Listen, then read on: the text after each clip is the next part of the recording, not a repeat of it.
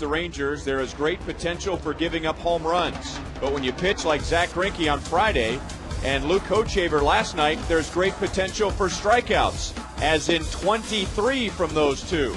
Game 3 with Texas is next on Fox Sports Kansas City.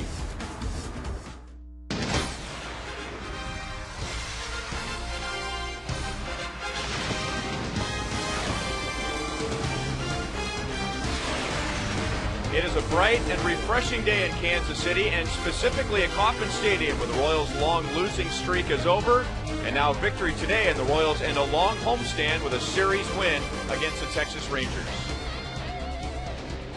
Welcome back to Kauffman Stadium. I'm Ryan Lefevre with Royals Hall of Famer Frank White. And the longer losing streaks get, the more tension there is. But then when you end the losing streak, the tension is gone. And for the first time in a long time, the Royals can play relaxed. They can go into this game very relaxed, Ryan. And you're getting that losing streak off your back. That's huge. And the guys today were pretty relaxed, and they were loose and laughing a lot more. But as a game here in a few minutes, they got to start it all over again. So hopefully tonight they can just go into this game a lot more relaxed and get it done. And in order to end losing streaks, sometimes you have to take some chances. And I don't know if this is a big risk, but twice on this homestand, including yesterday, Billy Butler has a home run on a 3-0 count. Well, that's a lot of confidence for the manager to give a hitter a 3-0 count to hit on, and it's up to the hitter to get a good pitch. And Billy really did the 2 home runs that he's hit in this situation, Ryan. They put the Royals ahead by a run. So he's done a great job getting the ball out over the plate, stand to his plan, and driving him to right field out of the ballpark.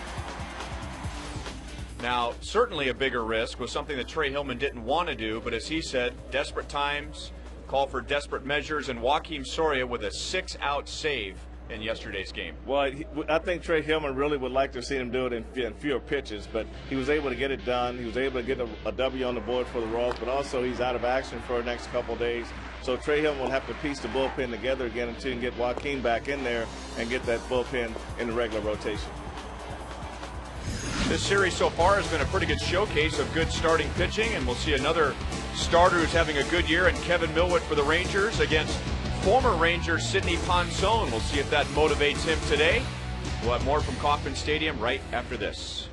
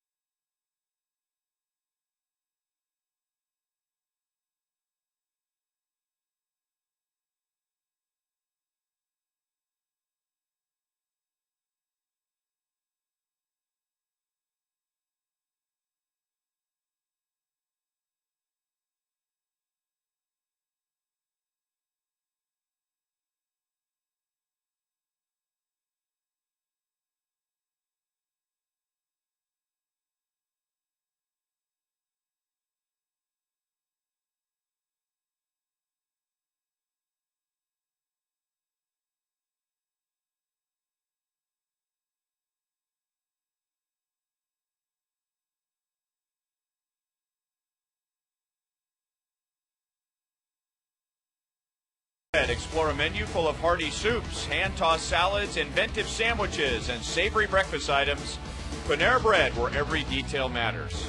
And by Thoroughbred Ford. Thoroughbred Ford buys cars, trucks, and SUVs outright, so talk to Thoroughbred Ford before you sell. Kevin Millwood coming off a win.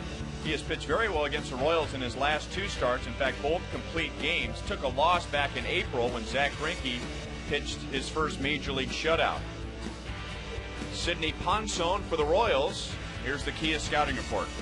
Well, the Kia report on Sidney, Ryan, is pretty simple. He's got to keep the fastball away from the middle of the plate and be effective with all-speed pitches like Luke Hochevar was last night. Career, he's 9-2 versus Texas, and team record when he pitches is 12-7 against Texas. So just go out there and be consistent on both ends with your fastball and use your break yourself. And the lineup that Ponson will be facing today, brought to you by M&I Bank. Elvis Andrus, the rookie shortstop, is back in there, and we'll get our first look in this series of Jared Saltalamacchia, who's been out with flu-like symptoms. And the Rangers, as dangerous as they are, the Royals have pitched them well. They've only scored 5 runs in the first 2 games of the series. 2 of the best hitters that the Royals have against Kevin Millwood are catchers. They'll both be in there, Miguel Olivo and John Buck, who hits .467 against the veteran right-hander. The first pitch is next.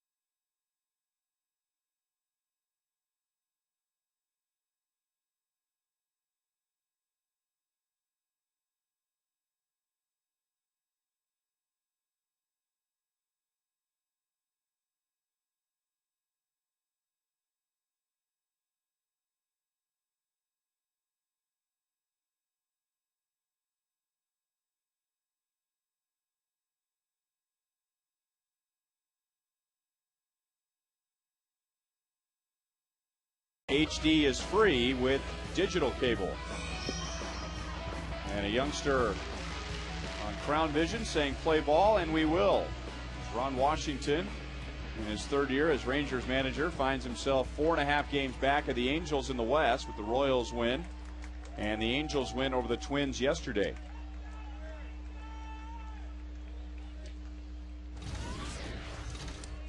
Ian Kinsler, the former Missouri Tiger, leads off against Sidney Ponson and takes a little bit low. Ponson making his 20th career appearance against the Rangers. Pitched well against Texas. He's 9-2. 1 ball, 1 strike on Kinsler.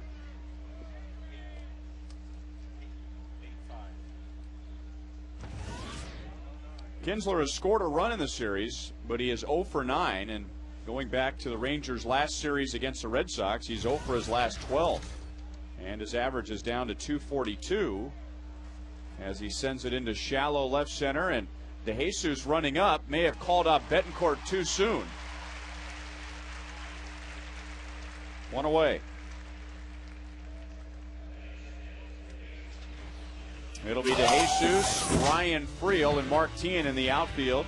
Alex Gordon back in there at third with Betancourt, Alberto Callaspo, and Billy Butler. And John Buck hits the call behind the plate for Ponson. Yeah, I agree with you, Ryan. David's got to look at those flags that are blowing low around the right field, and he just got to make sure he doesn't make that call too soon on that short fly between him and Betancourt in short left field. Michael Young, 3 hits, including a home run in the series. Homered in the first inning off of Hochevar last night. Texas had a 3-0 lead going into the bottom of the 4th inning.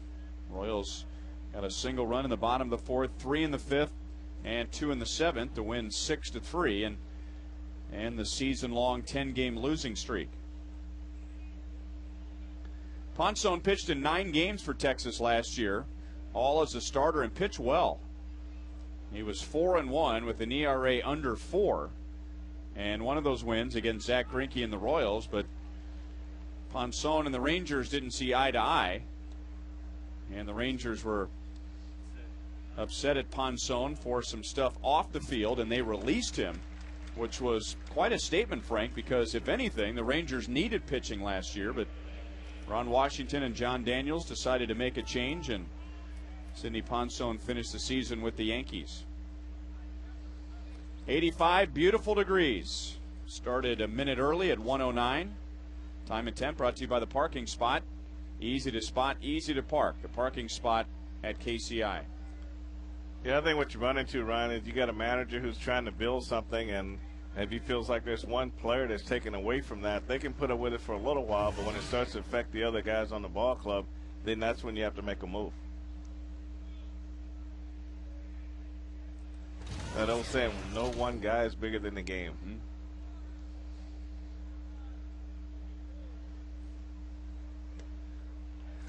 Oh, 0-2 to David Murphy. Our producer Kevin Shank said Frank Howard. Well, he's the exception to the rule. That's like the Statue of Liberty, standing in the middle of your baseball field.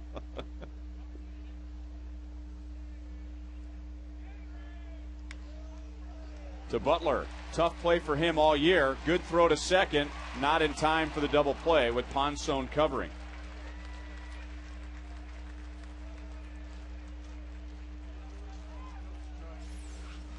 Well, this play right here, you really got to be quick with this play. Billy was a little deliberate, trying to make sure he made a good throw to shortstop, and that the return throw just didn't get back in time. So you got to really get those feet moving, and you got to get that throw off quicker. And you have an opportunity to do that 3-6-3 double play. But like you said, early in the year, whenever he tried to rush it, the ball was always down, a little bit hard to handle at the shortstop. So give him credit for taking a little time, making sure he made a good throw, and at least getting the lead runner. And then after that, seemed to overcompensate, and then the throws were high. Couldn't find the right in between. Right. 2 hits and a home run for Marlon Byrd in this series. His home run against Zach Greinke on Friday night, the only run that Zach allowed in his 7 innings. And then the Rangers added a run late and took game 1 2-0. The Royals coming back last night 6-3.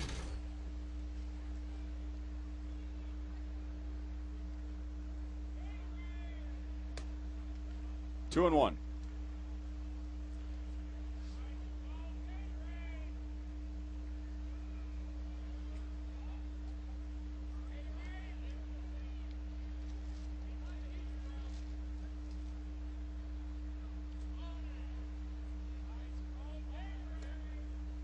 Three balls, 1 strike. Ponson took a loss in his last start. That was game 1 of a doubleheader on Tuesday against the Angels. 8-5 Angels. Ponson had an easy first inning, but then was in trouble the rest of the way, especially in the second and third innings. And now he's walked 2 in the first inning, bringing up Hank Blaylock. Well, he's just trying to be a little too fine, Ryan. His fastballs are off the plate, and his off-speed pitches are down. He's just not making the pitches tempting enough. Last night, Luke was able to move his fastball both sides, but his breaking balls were getting enough for the plate that the hitters were forced to chase him and get some strike calls. But right now, Sidney's off with all of his pitches.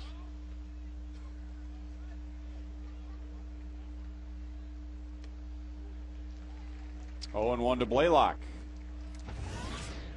2 hits, 4 strikeouts in the first 2 games. Drove in a run on Friday night in the 2-0 Texas win.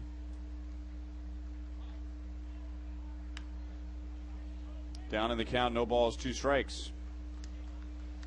Ponson was down early in that doubleheader, and I think was most disappointed in seeing the Royals come back. And you talked about the 2 home runs that Billy Butler has hit on this homestand on 3-0 counts. Well, his first one was in Ponson's game and put Ponson in front going into the 6th inning. Sidney had retired 7 in a row. Looked like he was settling in. But then Mike Napoli hit a home run against Ponson to tie the game in that next half inning. And then the Angels went ahead and won 8-5.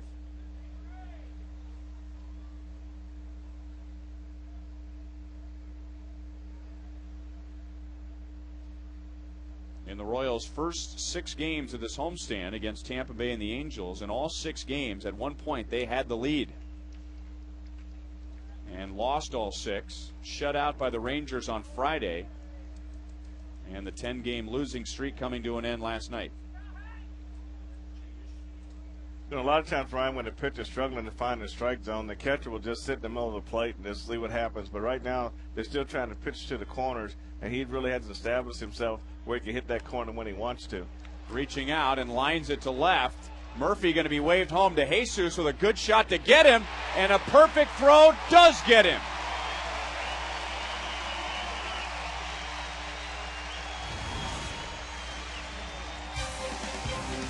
So Ponson getting some help from his defense, and the Rangers are scoreless.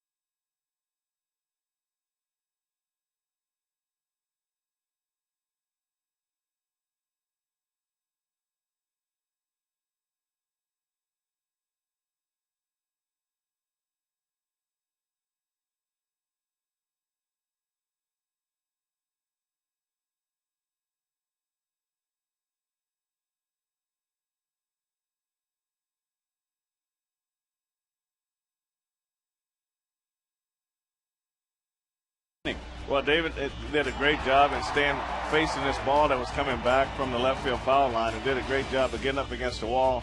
Here he does a great job in his release time, did a super job charging the ball, and a nice one-hop throw, easy for John Buck to handle.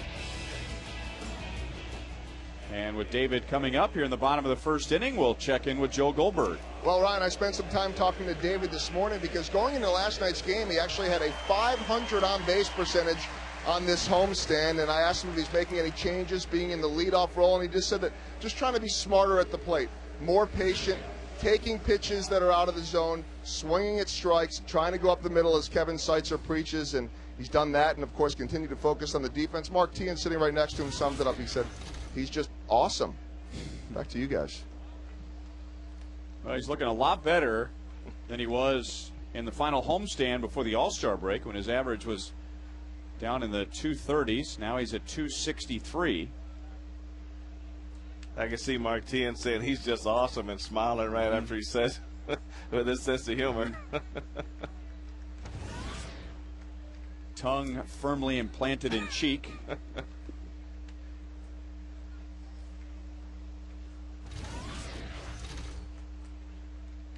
David with an RBI double last night in the Royals' 3-run fifth inning. Also scored a run. Only one hit in the series, but Joel talking about the on-base percentage. He had 2 walks in the game on Friday. Batting average, I think, is still an important statistic to every hitter. Doesn't matter where you are in the lineup, but for the leadoff man, on-base percentage is more important than batting average. Well, we could talk about that, Ryan, but as a leadoff guy, they want that batting average to go right along with it, and hitting 300 last year, he'd like to be able to get back to that, and if he continues to do what he's doing right now, he's out. Well, he was one of our picks to have a great second half. Mm-hmm.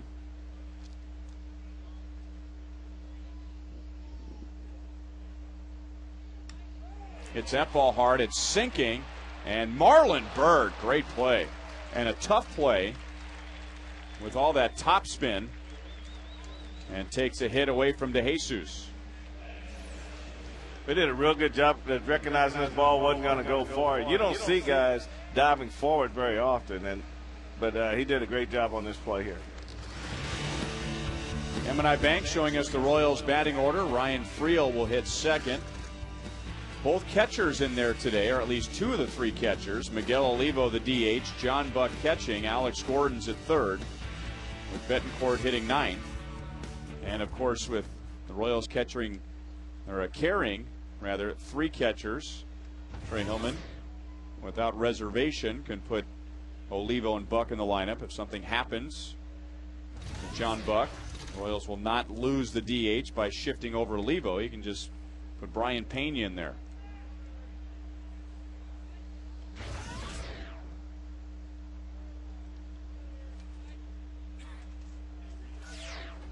Ryan Friel, 2 out of 4 in this series with a double and a run scored. Playing in center field.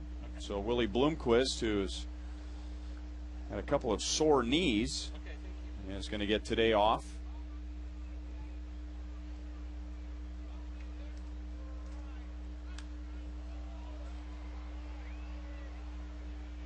And that's out of play. It's still 1-2 on Ryan Friel. 34-year-old Kevin Millwood. Here's the Kia scouting report. I think he likes pitching at home a lot better than the road, Ryan. 2-6, 4.55 ERA on the road. And look at the opponent averages. Third time through, 305. So right now he's tough. Then he gets medium. Then he's right for the hitters on that third time through. Elvis Andrus throwing out Friel. 2 down in the first inning. Here's the defense behind Millwood. David Murphy, Marlon Byrd, and Nelson Cruz in the outfield. Michael Young, the 20-year-old Andrus at short with Ian Kinsler and Hank Blaylock. And the first start for Jared Saltalamacchia. A couple of former Braves as the Rangers battery this afternoon. Millwood coming up through the Braves system, and Saltalamacchia, a former Braves first-round pick. Billy Butler, 1 hit in the series, a 2-run home run on a 3-0 pitch in the Royals' 3-run fifth inning. Yesterday's 6-3 win. Also homered on a 3-0 pitch against the Angels on Tuesday.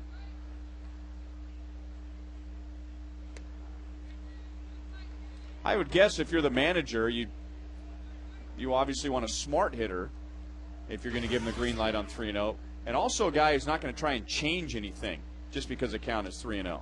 And I think the key, you hit on two perfect keys right there, Ryan. You just, first of all, you're really honored that the manager trusts you to hit in that count, and you have to really pick out a good pitcher you can put a good swing on the ball. And Billy's done that twice now, where Josh Hamilton got the 3-0 last night, and he chased a slider down underneath his swing. So that's what the manager doesn't want to see. So you have to be pretty precise in the pitch you select on 3-0. And both times, not trying to pull the ball. Didn't look like he's trying to hit a home run. I'm talking about Butler. Pitch out over the plate and 2 opposite field home runs. 2-2. I mean, he's just a unique hitter in terms of what pitches he does pull and what pitches hit the other way. Even when I managed him in Wichita, very rarely would he ever hit a fastball out of the park from left center to left field foul line. It's always usually a curveball or changeup. But his fastball command of the strike zone has been good because he's been always from left, almost center field to the right field line with most of the fastballs that he drives. I'm assuming most of your managers would have preferred to have your legs on the base pass and maybe didn't get as many green lights on 3-0. But when you did you like swinging 3-0? Well, Ryan, I tell you, I never got. Never? I don't think I ever. Never. Got it, no. Wow. Maybe in that 22 home run year in '85, I might have got it a couple times, but very rarely. I mean, I would probably not swing because I didn't think I had the discipline that I could just make sure I got that right pitch that would be satisfying to me and the manager at the same time. So I would rather just as soon hit 3-1 than hit 3-0.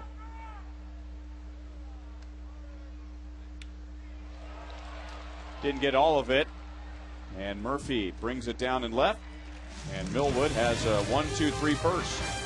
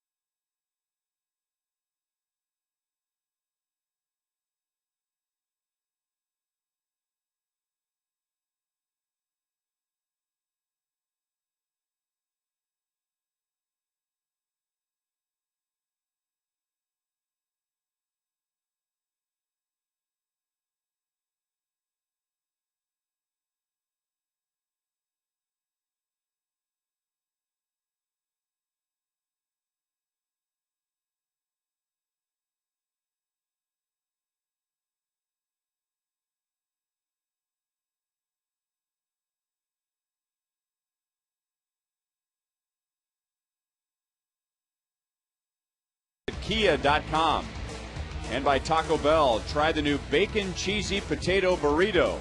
It's big bacon taste, guys can't resist. Sidney Ponson got around a couple of walks and a single in the first inning. Big help from David DeJesus, throwing out David Murphy at the plate to end the inning. Andrew Jones takes ball 1. 0 for 4 with 3 strikeouts in last night's game, with Luke Hochaver striking out 13 and without a single walk. 2-0. He's turned in 2 magnificent performances this year. Last night being 1, and then the 80-pitch complete game being 2. I mean, he's got a lot to build on from there.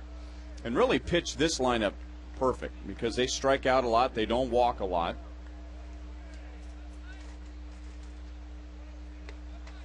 Three and 1 to Jones. He'll be followed by Nelson Cruz and then Jared Saltalamacchia.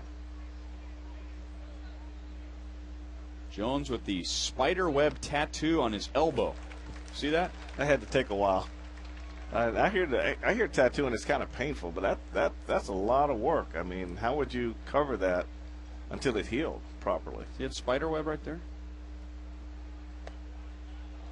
That is 3 walks given by Ponson.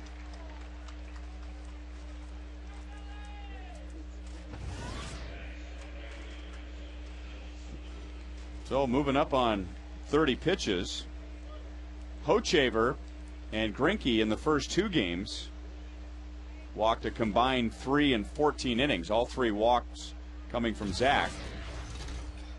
They also struck out 23.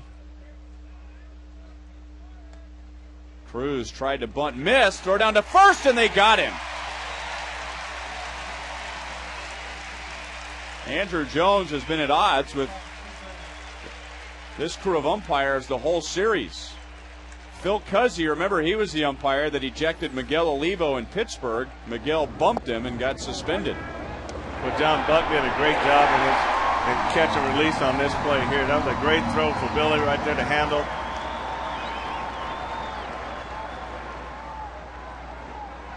It appears Andrew Jones might have an argument right there. Well, Billy tagged something. I'm not sure what it is.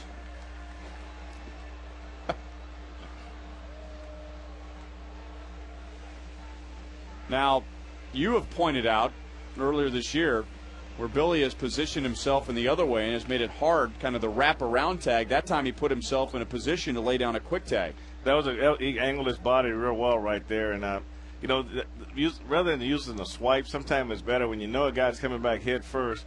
It's better to just get down in the dirt with him and really sell that play to the umpire. No, maybe that's what convinced Phil Cuzzy, just Billy's actions and swiping with a tag. Didn't appear that he made contact, but showing the ball to the umpire as if I still have it, I made a tag. And of course that play happens a lot quicker at regular speed than it does in slow motion. I'll tell you, John Buck did a great job getting rid of that ball, and he made as about a perfect throw as you can make in that situation. Now Betancourt, low throw is handled by Billy. So Cruz is down, 2 outs for Jared Saltalamacchia.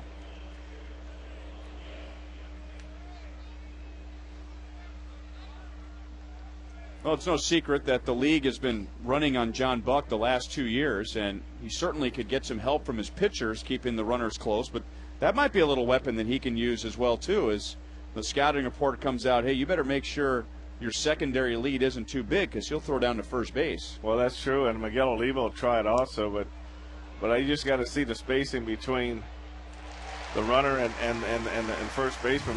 That'll tell you whether you can make that play or not. Ponson faces 3.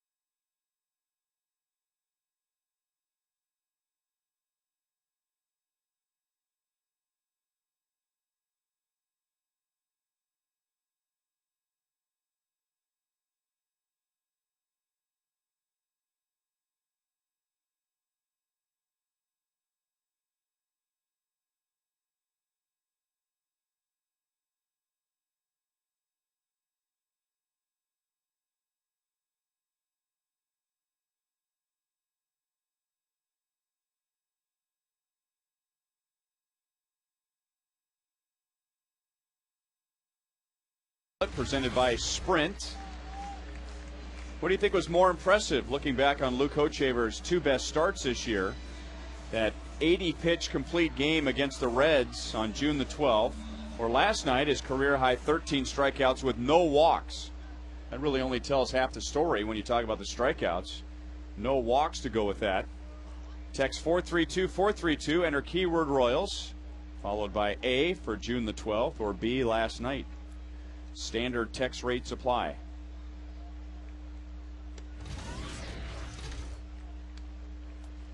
Luke Hochevar and Tim Lincecum, who won the Cy Young for the Giants last year, the only pitchers who have had 13 or more strikeouts this year, taken in the same draft. Luke is a free agent. A year after being drafted by the Dodgers, was playing independent ball in Fort Worth, Texas, and Tim Lincecum coming out of the University of Washington.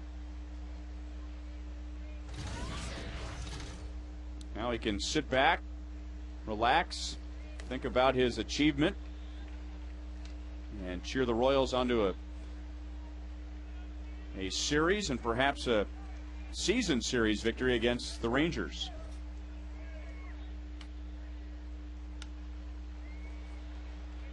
One and two on Tien. 2 hits, a double in the series.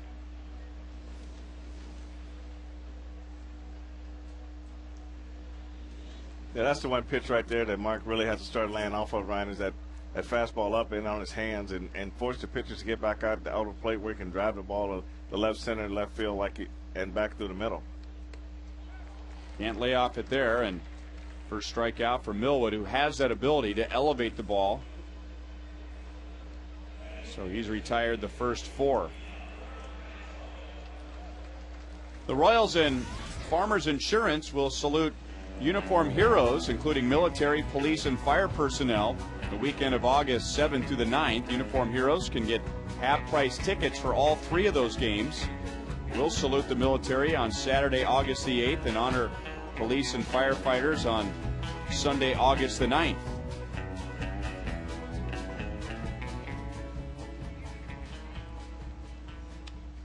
Aspo chasing a fastball up, and that is over the dugout.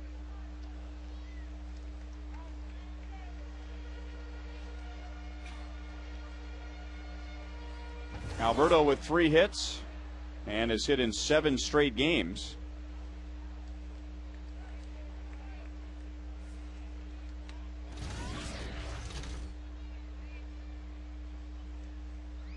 Two hits and a run scored in last night's game, and it is 26 double in the game on Friday. 1-1.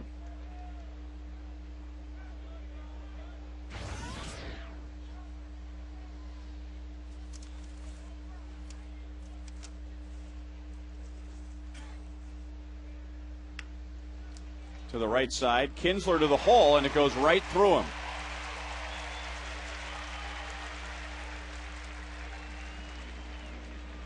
A rare Texas Rangers error. Well, he goes over Ryan here, but it just maybe took a little bit more time. It just got in a hurry and let the ball get too deep. You can see where here his glove is back between his legs and the ball goes right through. Just he had a little more time than he thought. He just got in too big a hurry.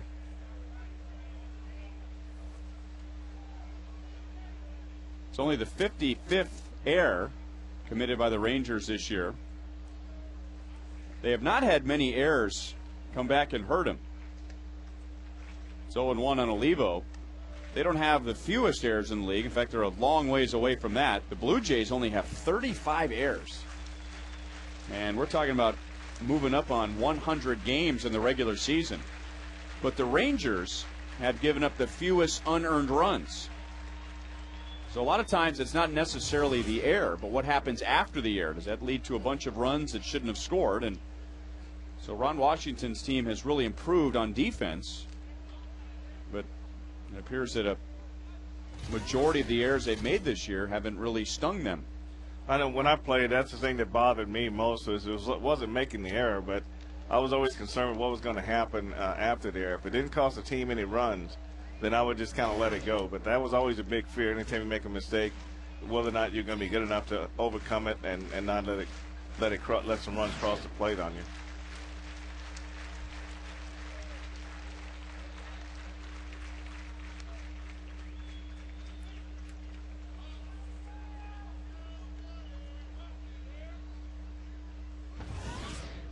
Olivo going with the warrior-like eye black, streaking it down across his cheeks.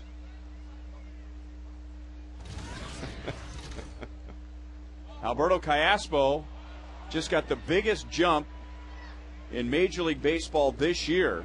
And I don't know if Olivo picked that up or not, but he swung and fouled it away. He probably didn't see it at all. He's probably kicking himself. He's almost got 2 full steps, 3, 4, almost 4 full steps before Kevin Millwood even releases the ball. I talked to Miguel before the game, Ryan, and he said, man, I really thought I got that ball last night. He said, I did my jump and everything. Shallow right, and Kinsler, it's a foul ball. Still 2-2. Royals begin an 8-game road trip tomorrow. And Baltimore, Bruce Chen facing one of his former teams. Rich Hill will start for the Orioles. Coverage begins at 5:30 Central. First pitch at 6:05. 4 against Baltimore, 4 against Tampa Bay on the trip.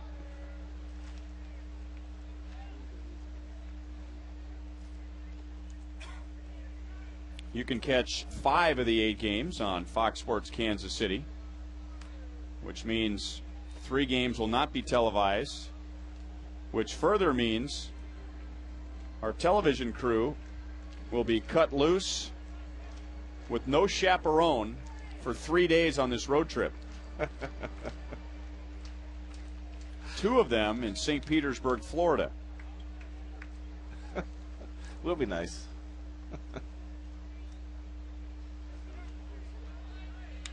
Olivo into left.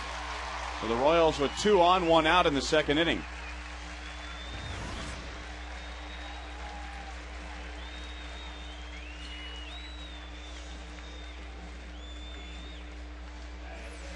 Olivo does a great job on his slider, Ryan, and he didn't try to lift this ball. He just stayed right on top of it. Nice level swing down through the ball. A nice line drive. See how his hands just come straight down, and that's a perfect swing for him.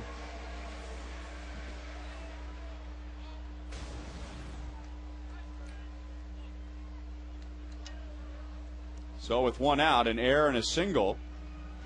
And now John Buck, who was 1 for 4 last night, drove home one of the 6 Royals runs.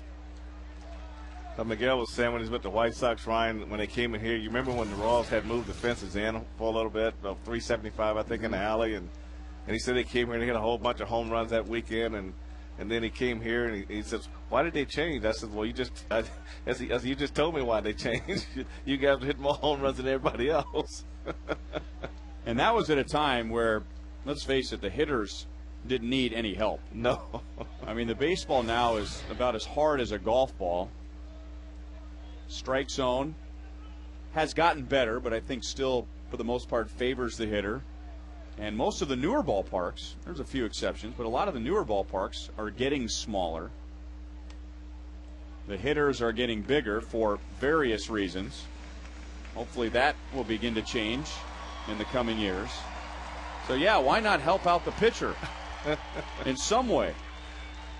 You know, the one thing about watching the new MLB network is that you get to see the guys that played in my era, and you look and say, boy, these guys are really skinny. You know? Yeah. I mean, when you really look back, you know, when we saw guys like Jim Rice, we thought was really a strong guy, which he was, but he just didn't have that real bulky body. And I just couldn't. I was just watching the '78 All-Star game yesterday, and it was amazing just how thin the bodies were of other players back in those days.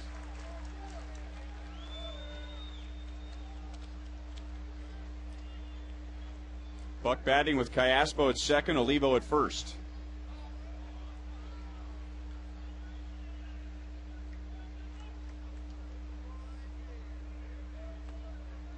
Hit the corner. 2-2. John Buck asking Jerry Crawford, home plate umpire and crew chief, is that as far as he can go? Or can he go further than that? Was that right on the corner, or was that inside the corner? Trying to figure out his strike zone. And then high and tight, second strikeout for Millwood. So 2 on, 2 out for Alex Gordon.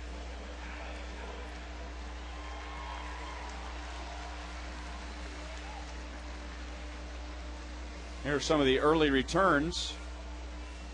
Well, even with 13 strikeouts and no walks last night, fans still are impressed more by the 80-pitch complete game against the Reds, which by today's standards, and we say that so often in regarding to something impressive on the mound,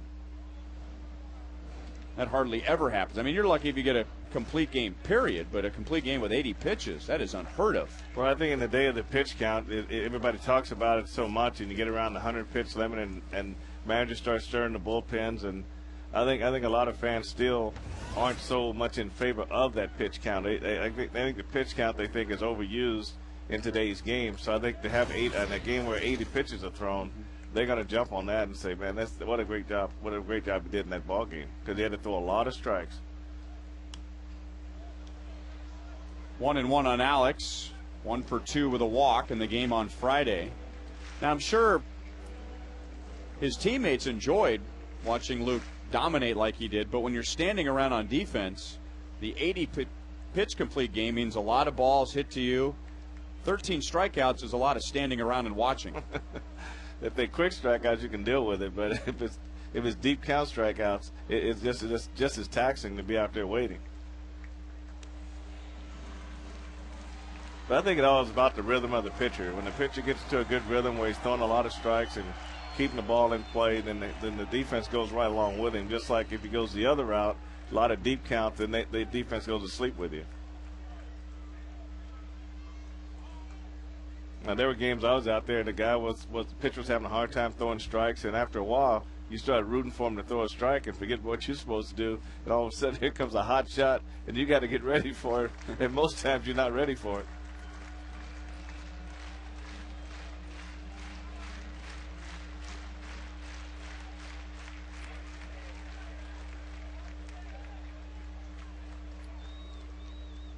Millwood having to get essentially 4 outs in this inning because of the Kinsler error.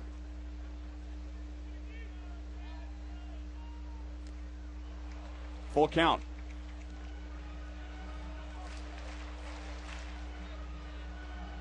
So Cayaspo at second, Olivo at first. Will be running with the next pitch. Yeah, that almost ended up in center field. Yeah, Saltalamacchia missed Millwood by a lot right there. And luckily, Kinsler had his head up. Cayaspo spotted it and broke right away, but fortunately looked behind him to see Kinsler cutting the ball off. Well, Miller's really doing a good job, Ryan. He's giving the Raws fastballs a hit, but he's moving them slightly up in the zone. He's moving the ball both sides of the plate. And 3-1 counts. He's throwing his fastball right there to Alex. Had a great shot, great pitch to hit right there. So he's not afraid to throw his fastball.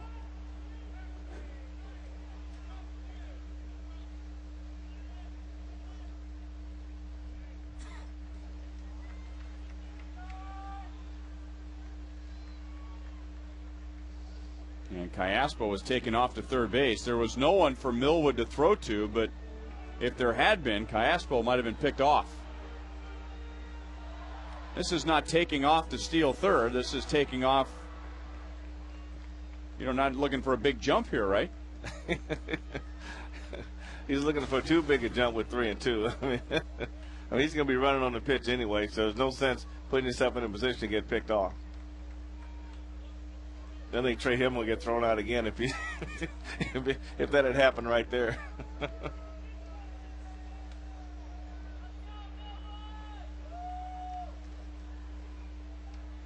Millwood certainly works at his own pace.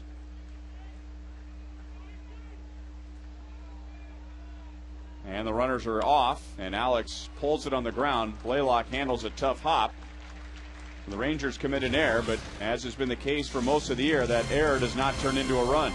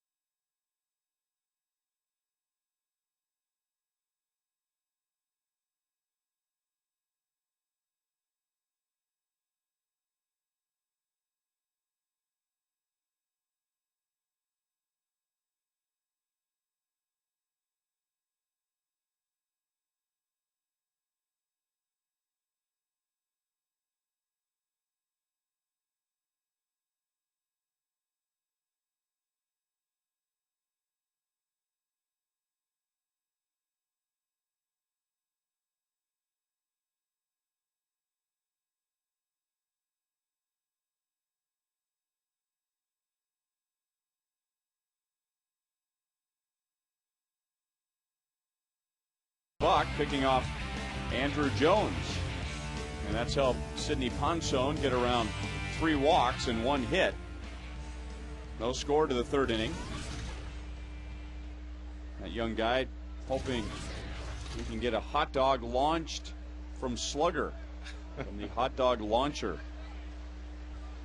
Elvis Andrus, 20-year-old shortstop, taking ball 1 from Ponson. 1 for 4 on Friday. Omar Vizquel started last night. The Rangers beginning the season with the youngest position player in the league in Andrus, and the oldest in Vizquel, who's 42. Is that the new way to wear eye black? I'm not sure what it does for you down your chin. Keeps the glare out of your ears. Keep the glare off your lips, you know. Kind of goes straight down. I've never seen anything like that. This is a blatant abuse of eye black. 3-1 on Andrus. Is that new look to intimidate the pitcher? I guess so. Now, Mark Teahan uses about half the tube every time he goes with it. It used to be just a nice little strip below the eye, maybe about the width of your forefinger. But Teahan uses a paintbrush to put his on. But sometimes you forget you have it on, and you go to wipe your face, and all of a sudden it's smeared all over your face, and you're sweating. And they came in with the patches. Remember the eye black patches? They just peel off and stick right onto your skin. First strikeout for Ponson.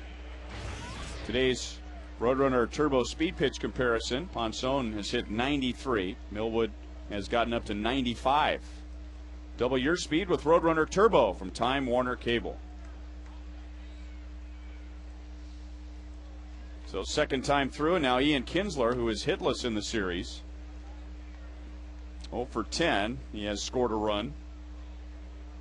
And going back to the Rangers-Red Sox series, he is 0 for his last 13. 1 for his last 14.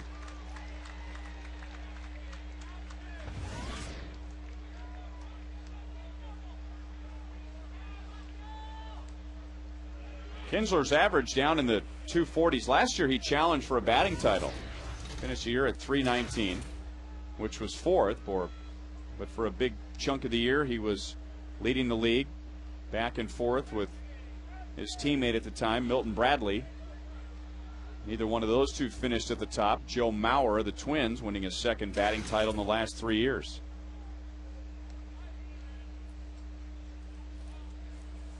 And now Kinsler, a threat to go with 21 stolen bases and only been thrown out twice. And there are those patches you're talking about. Michael Young with those stickers rather than the smeared on eye black below the eyes. Looks a lot neater, too.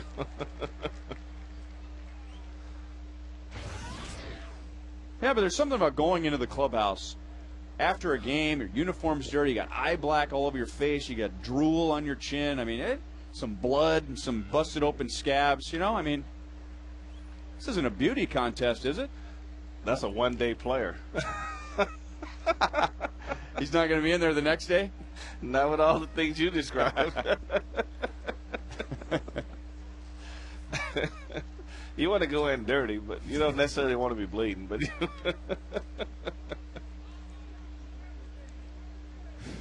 yeah.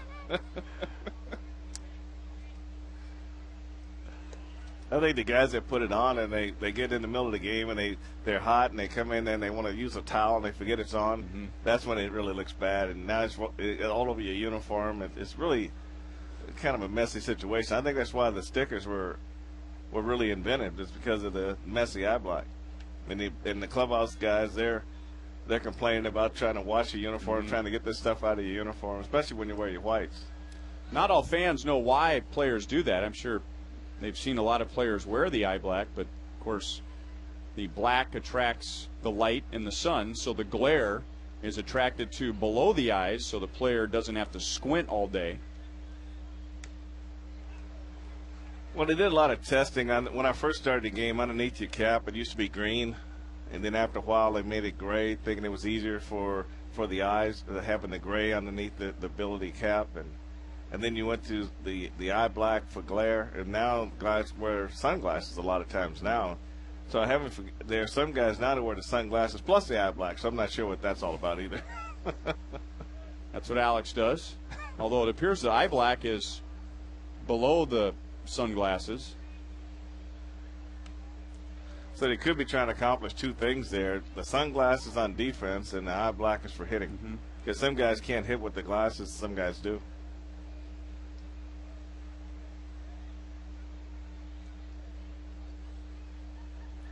Billy doesn't need eye black. I mean, I couldn't even see myself even playing with glasses on. We had the old flip downs, and I just couldn't. I'd feel some distortion between catching a ground ball. Cayasco did not catch it on the fly, but he turns it into a double play. So again, Ponson faces only 3.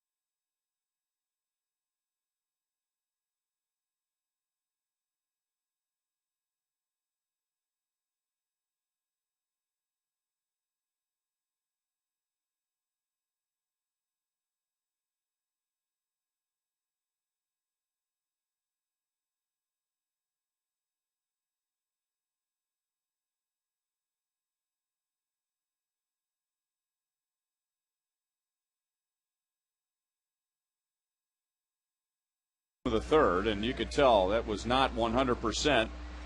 And both he and Jared Saltalamacchia motioning to the dugout, and he is gone. So a bad break for Millwood and the Rangers, good break for the Royals.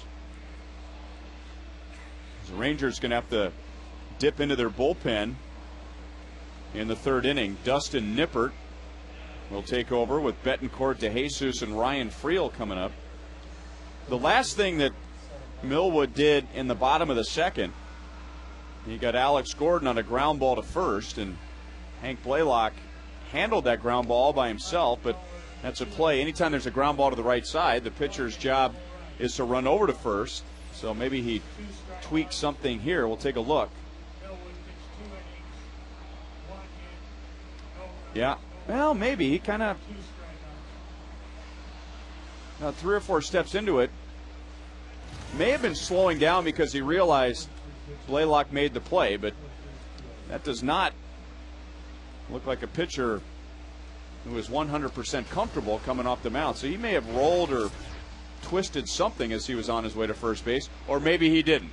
Well, kind of interesting where he carried his glove around his rib cage there as he was walking off. That's not a normal way to walk with your glove on, so hopefully it's not a rib cage pull. Joel Goldberg. Well, you see the new relief pitcher and then Ron Washington down there. Who knows? Maybe in a couple of years we might see a new relief pitcher for the Royals, because Tony Pena Jr., who was going to be headed to AAA Omaha, is now headed to Surprise to work on being a relief pitcher. And Trey Hillman talked about that today, and he was throwing yesterday to Bob McClure in the bullpen, and Trey saying he's got a fastball, sort of a split change, and a slurve, and not sure a timetable, not sure if this is going to work out or not. Tony didn't want to talk about that today, declined to comment, but remember he pitched in that game last year and wanted to tell you guys I had a conversation with Ron Mayhay about this, and he may be the best suited to talk about it because he came up as an outfielder and shifted over, and he said that when he was playing, he was a great outfielder but couldn't hit very much, and for him it was a new opportunity. They'll have to get adjusted and get used to your body and running all the time. He said what helped him and his chances, he was a lefty, and that certainly is something that helped him. We'll see what happens with Tony Pena Jr., guys. All right, thank you, Joel. Well, it was easy to imagine it, the way Tony pitched in that game against the Tigers last year. Just walks over to the pitcher's mound, hadn't pitched since he was a little kid. I think he hit 92 at some point, and that's with not working on your arm strength as far as velocity and long toss and in the bullpen. Had a slider that struck out Ivan Rodriguez, and he has such long levers. He's almost dropping down three-quarter sidearm. Blaylock over to get Betancourt on the pop-up. And as the batting average continued to tumble, it's a pretty logical move for him to go to the mound. The Royals and Fox Sports Kansas City have partnered with Cox Communications throughout this homestand to honor community leaders from outside of Kansas City. And today we honor Steve Oldfield, along with his wife Linda. Works hard to publish the Adrian Journal and the Drexel Star, weekly newspapers in his community of Adrian, Missouri. Steve and Linda, pillars in their community, lending a helping hand as school board members, as well as newspaper publishers, as well as members of the local Lions Club, and enjoying today's game from the Buck O'Neill Legacy seat. DeJesus, who made a good play in the bottom of the first inning, throwing out a runner, lost a hit in the first inning when he lined to center, and Marlon Byrd came diving in. That's got to be kind of disappointing to Tony to come here, Ryan, and be the type of shortstop that he is. I mean, I think he's an excellent shortstop. But to hit 260 and then kind of go backwards offensively, I mean, you're willing to make that adjustment to try to pitch, but I would have loved to see him try to make an adjustment with the bat. Maybe just getting a bigger bat, choking up, trying to cut down on your swing and try to hit line drives. And that's what this game's all about, is making adjustments. And I would have liked, if he couldn't play shortstop, I'd say, okay, yeah, go try to pitch. But he can play shortstop. So I would have liked to have seen him try to make an adjustment there first before he made the adjustment to try to pitch. Me being the defensive guy that I am. Andrus handles the line drive from DeJesus, so 2 down in the third inning. We've been telling you about Royals alumni batting practice Saturday, September the 12th here at Kauffman Stadium for 4 hours, 8 a.m. until noon. It's $300 for adults 25 or older. You'll have a light breakfast here at the ballpark. You'll stretch on the field, hit in the batting cages with instruction from former Royals, and then proceed to the field where you will take batting practice at Kauffman Stadium. And when you're not hitting, look out. You'll be fielding ground balls and fly balls as Ryan Friel is out, and thank goodness that bat went up against the net behind home plate.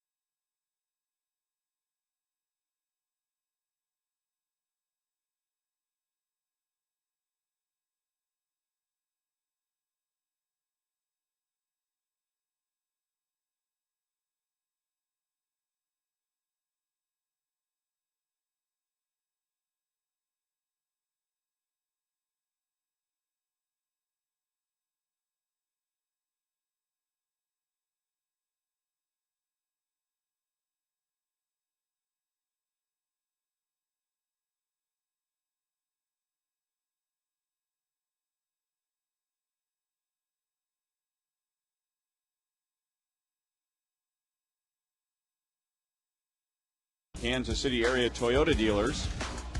National League leaders, Phillies, 6.5 game lead. Cardinals still hanging on in the Central. Really, there's no race at the moment in the West. However, Colorado, they're 9 games back in the West, but right now they lead the wild card. As the Dodgers continue to roll with and without Manny Ramirez.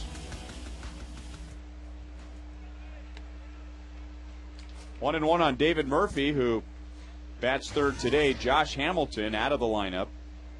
Hamilton against the Royals this year, 0 for 20 with 13 strikeouts. And after going 0 for 3 last night, just 2 for his last 28. So Ron Washington saw an opportunity to give him a game off.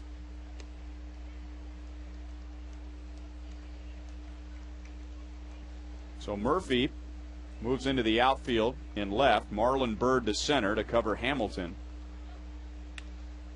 Up the middle, past Cayaspo. And Murphy is 1 for 2.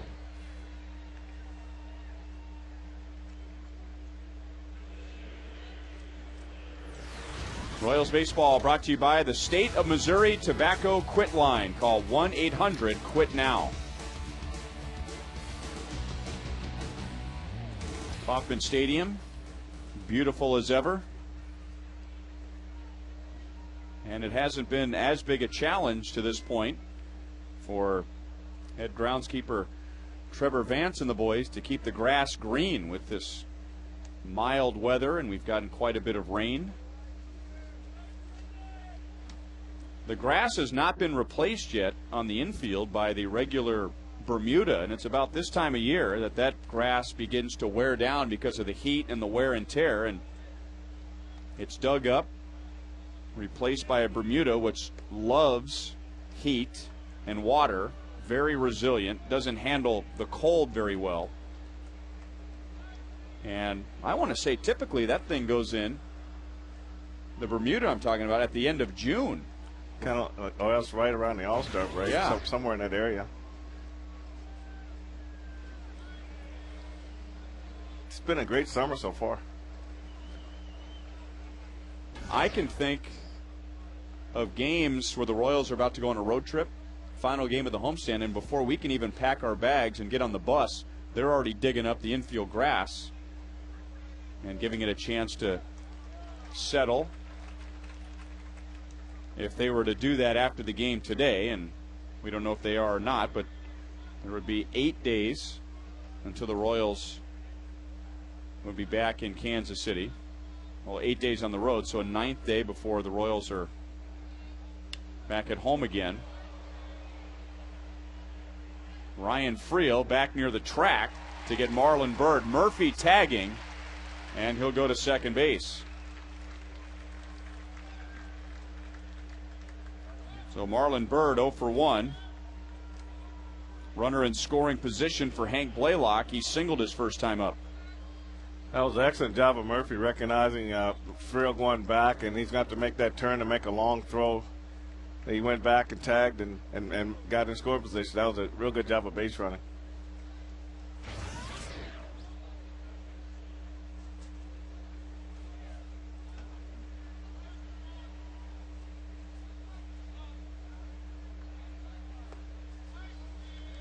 One 1-0 on Blaylock. Rangers elected during the offseason not to bring back Milton Bradley, mostly because of salary, and he got a big contract from the Cubs. And they felt that Hank Blaylock could take over as the designated hitter. But he's playing quite a bit now at first base. The Rangers have what they think is going to be a very good young player in Chris Davis, who's supposed to be outstanding with the glove at first base, but he had an enormous strikeout total, really struggling at the plate, and the Rangers figured he needed to go back to the minor leagues and fix some things. So Blaylock, who came up as a third baseman and probably figured he'd end his career as a DH, is getting a shot over at first. Lines that one over the head of first base coach Gary Pettis. Ponson at 58 pitches on the James B. Nutter pitch count, but only 2 more strikes than balls. He has walked 3, struck out 1, and he's given up 3 hits.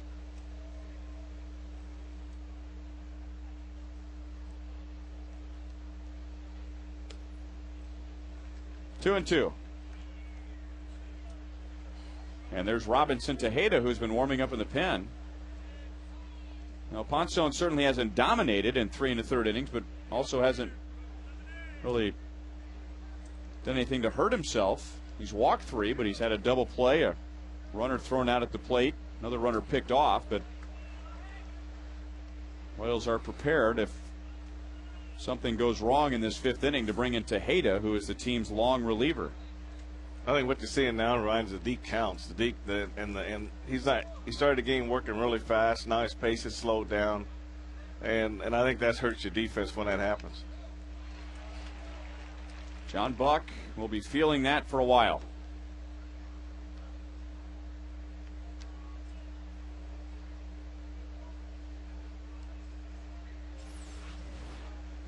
That's a good changeup right here coming out and starting to go down, and Hank hit the top, right at the top of the ball, and the ball goes down and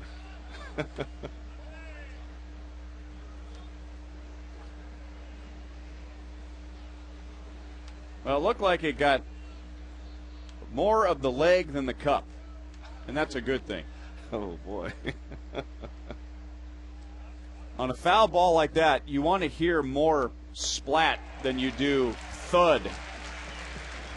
Ponson strikes out his second, 2 down in the 4th.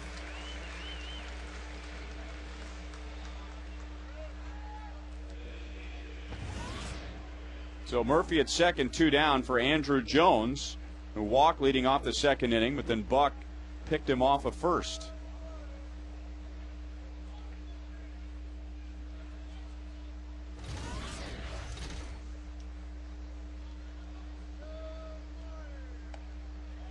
Ball had some good life, hitting the outside at 93.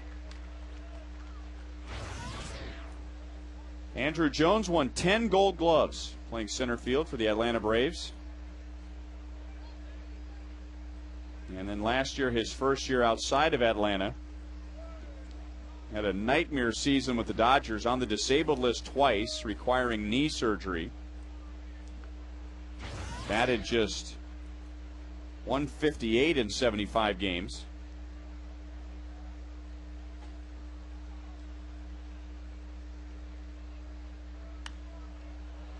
Got it underneath it and pulls it into the seats behind the Rangers dugout. You go from a situation where you come up through the Braves organization, and Jones was, 19, 20 years old when he came up with the Braves in '96. Became the youngest player in Major League history to hit a home run in his first World Series at-bat. In fact, he homered in his first 2 World Series at-bats.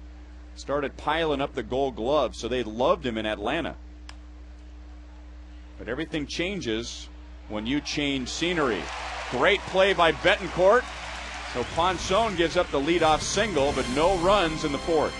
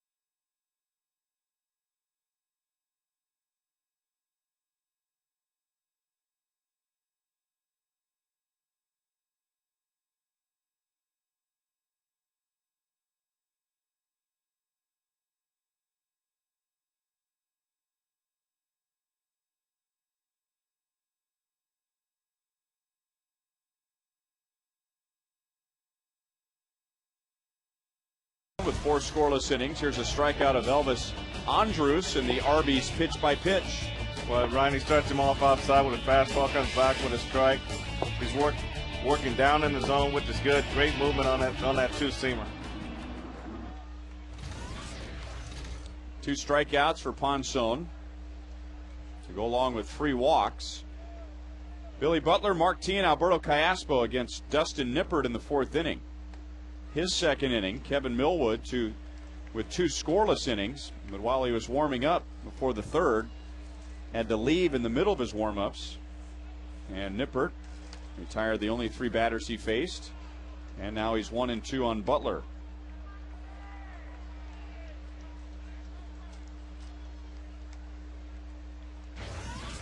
Dustin Nippert at 6'7".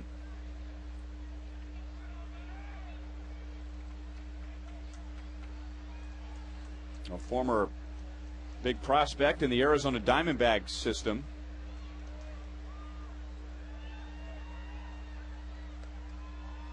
Had Tommy John surgery in 2004, the ligament transplant surgery on his right elbow.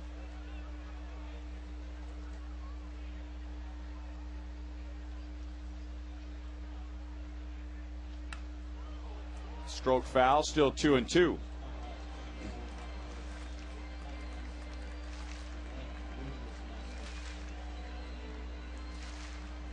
Last year, Dustin Nippert threw a 7-inning no-hitter against the Royals AAA team in Omaha.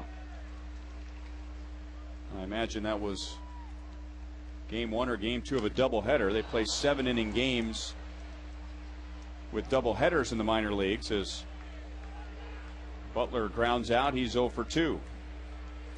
Well, we have a moment. We'd like to wish a special happy birthday to Pearl Akins, who is the grandmother of Ron Swan, who is up here in the booth with us, our high home camera.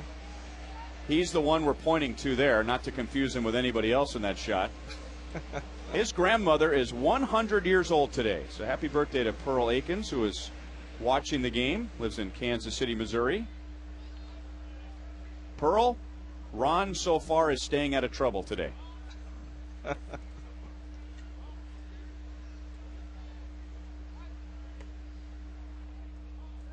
1-0 to Mark Teahan, struck out in the 2nd inning.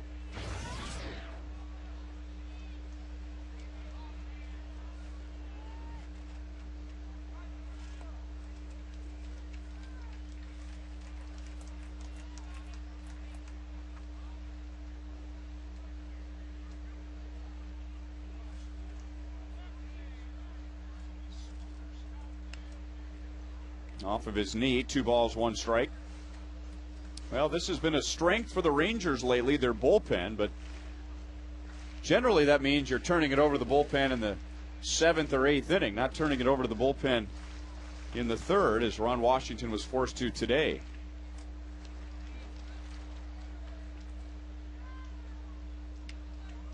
Jammed him in a slow roller to Kinsler. So Nippert has retired all 5 he has faced, 2 down in the 4th inning. Royals are excited to announce Royals Fundamental Youth Clinics for kids 6 to 12. 40-minute sessions include instruction from Royals alumni on hitting, pitching, and fielding. And the next scheduled clinics are coming up on August 4th, 5th, and 6th. For more information, go to royals.com/fundamentals.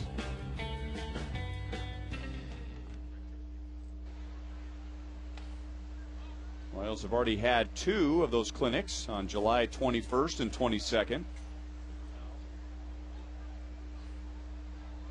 Callaspo reached on an error his first time up and now rolls it to Andrus. So far, so good for Nippert with the early call out of the bullpen. He's retired all 6 he has faced.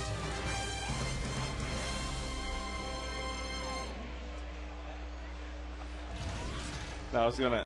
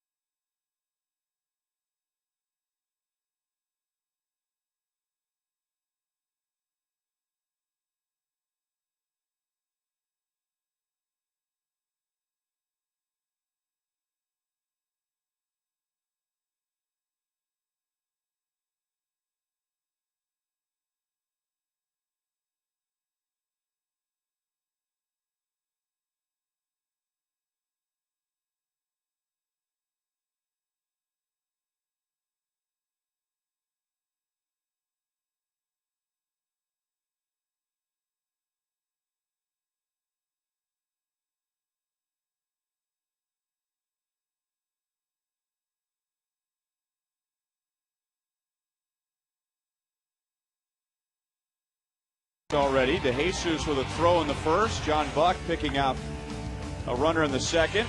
Royals have turned a double play in the third, and then this play by Unievsky Betancourt for the final out of the bottom of the fourth inning. And when you face the Texas Rangers and all the home runs that they hit, you don't want to give them any free base runners with walks, so it helps to get defense like that. Well, this is a good game for the Royals. They're getting the pitching from Ponson right now, and they're making the plays defensively. And that's what you want to see in a game like this. You just want to hold them defensively and pitching wise, and hope you can create a situation offensively. You can manufacture a couple of runs and walk away with a victory, hopefully. 2-0 on Nelson Cruz. Grounded out to short in the second inning. Down he goes. And this is already a hurting Nelson Cruz. He's playing with a broken right ring finger. And we saw him in the game last night after getting jammed on a ground ball, really flexing that right hand. Well, this is what a two-seamer in on your hands will do, Ryan. And it'll just force you to drive this ball right back down into your leg, and that's what he does here, right above the ankle, and that's got to be painful. Ooh. I mean, that ball stuck too. I mean, it didn't ricochet off or anything. It just hit him really solid and just stayed right there. Reminds you a few years ago when Jermaine Dye did that and broke his leg. So you can see how he went to try to pull that pitch, and the ball started to go down and hit around it and drove it right down there. And that's a short distance between the bat and the leg. So, Frank, where's this next pitch going to be? Well, I think it should be inside, but they might be thinking, well, he's thinking inside, so we'll go away. But if you want to throw it inside, you got to throw it inside for a strike. I don't think you can throw it inside off the plate for a ball. Well, tried to go inside, but it was up. It's 3-1. Part of that was right.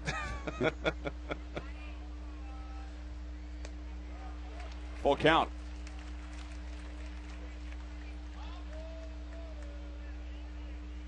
Cruz just 1 for 7 in the series. 6th in the league with 23 home runs. Inside again, and a smash is handled by Alex. Over to Butler. One down in the 5th inning.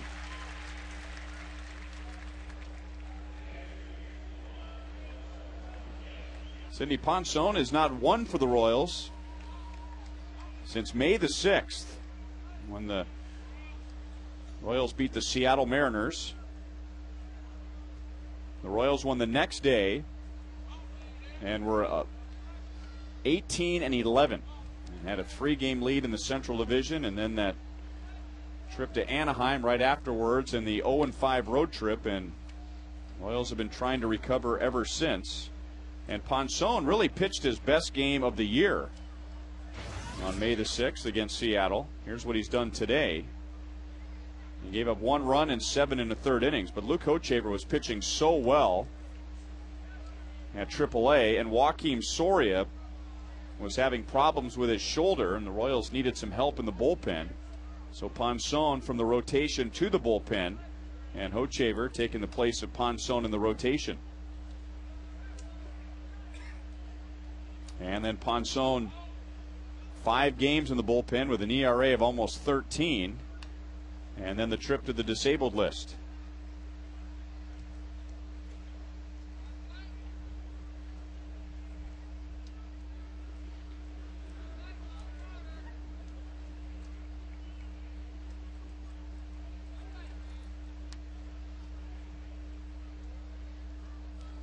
Good day so far today, 4 1/3 scoreless. Got way in on Saltalamacchia, and Buck to the screen, but it's on the other side where it's caught with a couple of bare hands by Mark Teahan.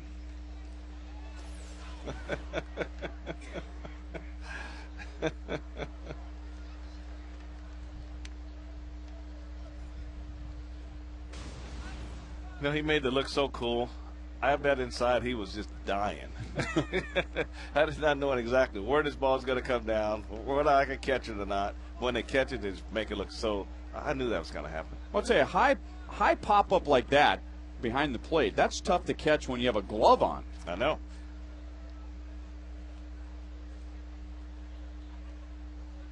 Those little girls down at the end, thoroughly unimpressed.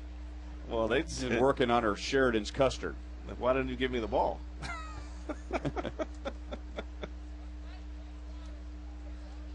Saltalamacchia lined out his first time. Full count.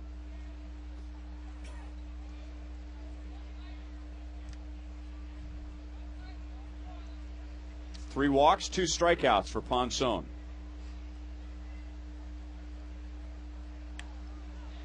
Stroked into right field.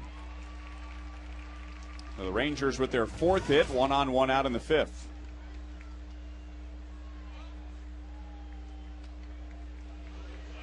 And up comes Elvis Andrus. 20-year-old shortstop, struck out in the 3rd inning.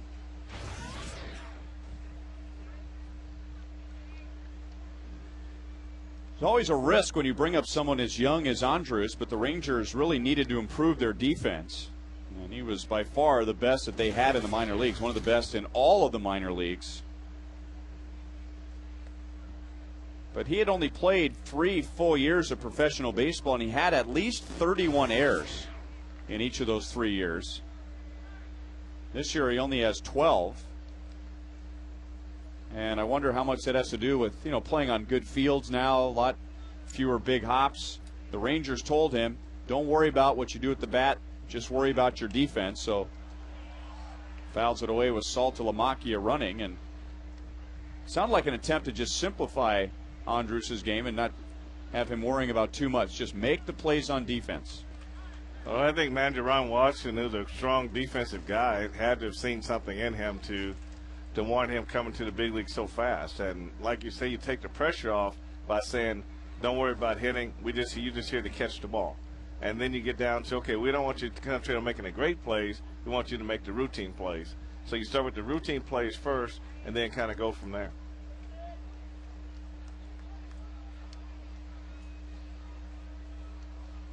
There's some really good shortstops in the game now who are sure-handed, guaranteed to make the play, never worry about making an error, but that wasn't the case when they were in the minor leagues. And Andrus now putting himself in that class with some big error numbers in the Rangers farm system. Derek Jeter's another example. He made 56 errors in 1 year, his first year in pro ball. Off of Alex's glove, and then a tough throw as he was running up the side of the mound and got it to Butler in time, 2 outs. This is really a tough play for Alex right here. I mean, and what makes it tough is what happens after he doesn't catch it on the first bounce. He actually pushes this ball forward, tries to outrun it, gets it with a bare hand, and still makes a play at first base. That just takes a lot of poise. You don't panic. You just get it with your bare hand and just makes a nice throw to Billy at first. That was a nice play.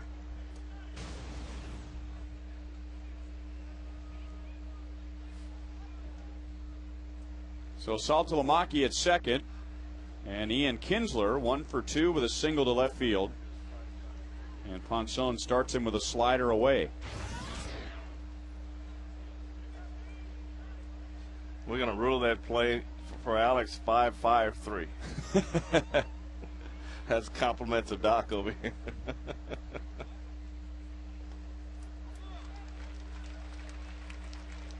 1-1 to Kinsler, who snapped an 0 for 13 with his single in the 3rd inning.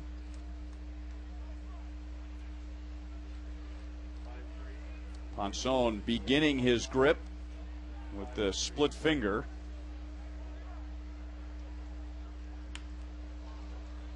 And Callaspo playing him perfectly, guarding the middle. And that's the inning. 5 scoreless innings for Ponson against his former team.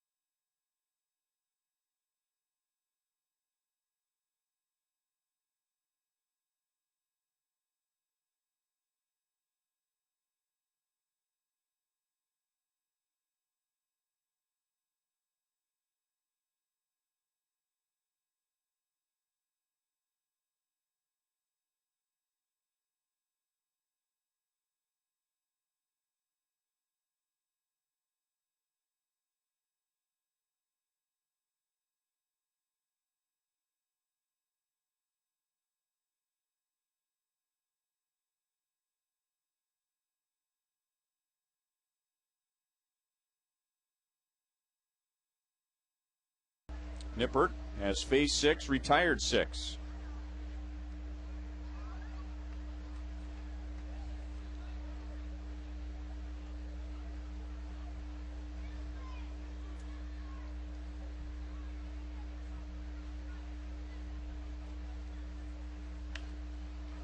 Deep third. And Michael Young, who won a Gold Glove last year at shortstop, getting better every day at third base, throws out Olivo. So that's 7 in a row knocked down by Nippert.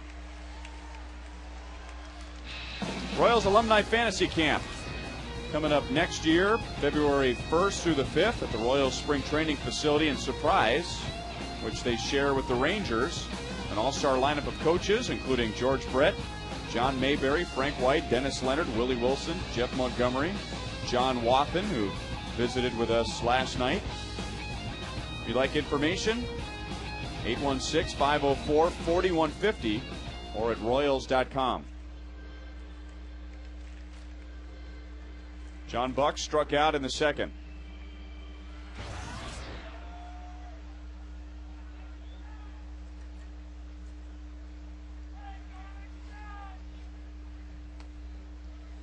One ball, one strike.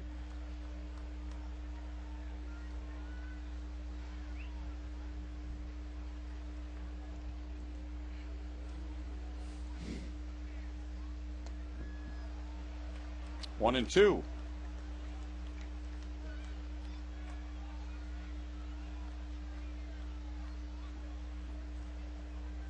This is game 3 for the Rangers in a 17-game stretch without an off day.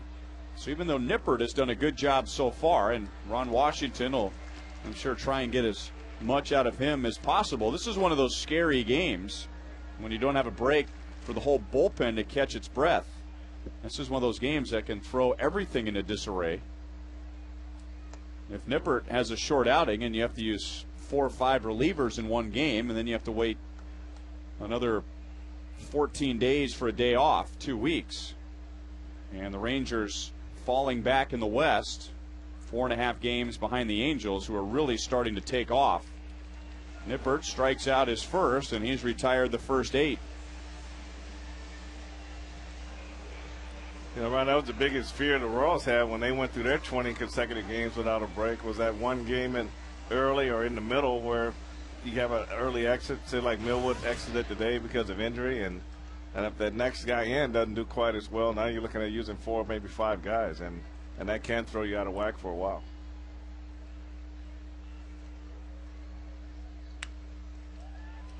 Broke his bat. Alex has grounded out twice today, 9 up, 9 down against Nippert.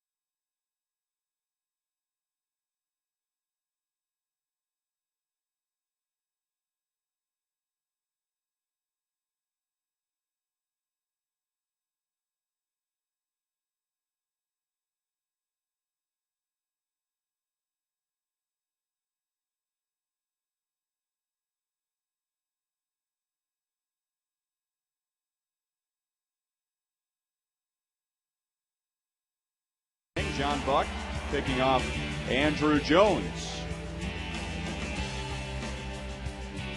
There was a tag in there somewhere. Coors Light Freeze Can brought to you by Frostbrewed Coors Light, the world's most refreshing beer.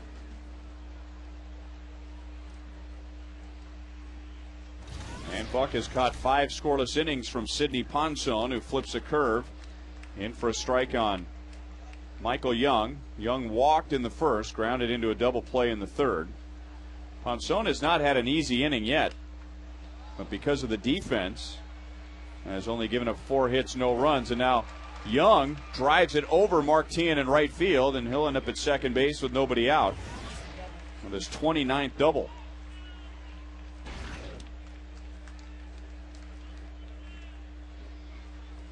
Looks like Mark might have misjudged the win on this one, Ryan. Like he didn't really pick this one up right away and get a break right away. This ball just kept carrying, and Michael Young has pretty good power that way. And now you start drifting a little bit, and the ball travels over your head. So you got to turn around and just outrun that ball and then look back up and try to catch it at that point. There is a bit of a breeze blowing out towards right field. It may have helped Michael Young. Well, it surprised me. I didn't think that ball was going to land deep on the warning track. Well, that's why as outfielders, they say always outrun the ball first and then turn around. But when you start drifting with it and there's wind involved, then before you know it, you're right up against the wall and not prepared to make that play. But that one just like it just continued to just drift and drift right over his head and didn't get an opportunity to make a play on it at all. Murphy is grounded out, singled.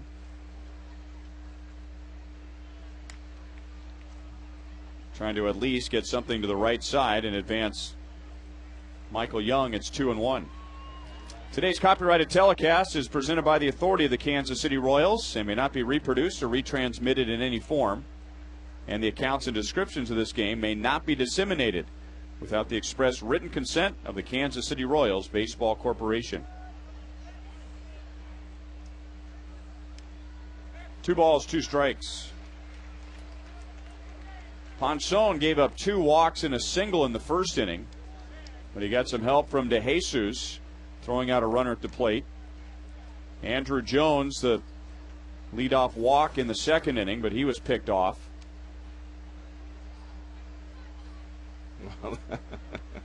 We got a new list. We got a new first for our list.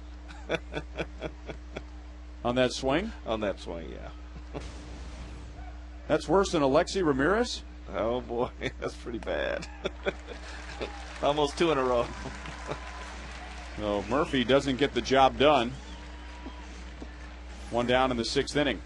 I mean, there's just nothing there. Just all arms, you know. It's almost like he won the ball inside, and everything's gone to the dugout, to the Royals dugout, and then the hands are too slow getting through there. Did you like that? Well, I'm not a hitting expert, but I would think that it would help if the hands and the rear end are heading in the same direction.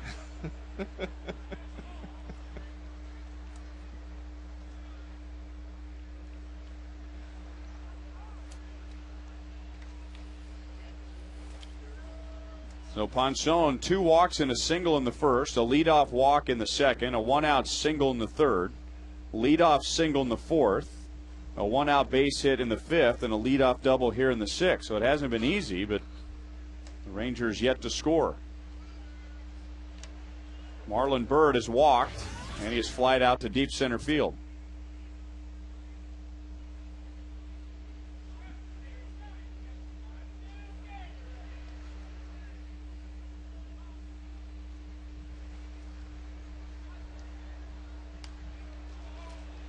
One and one.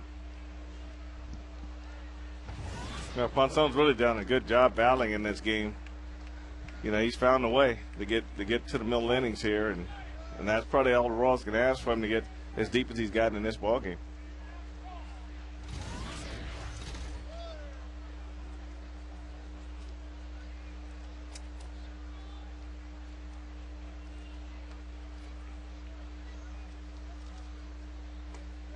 One ball, 2 strikes.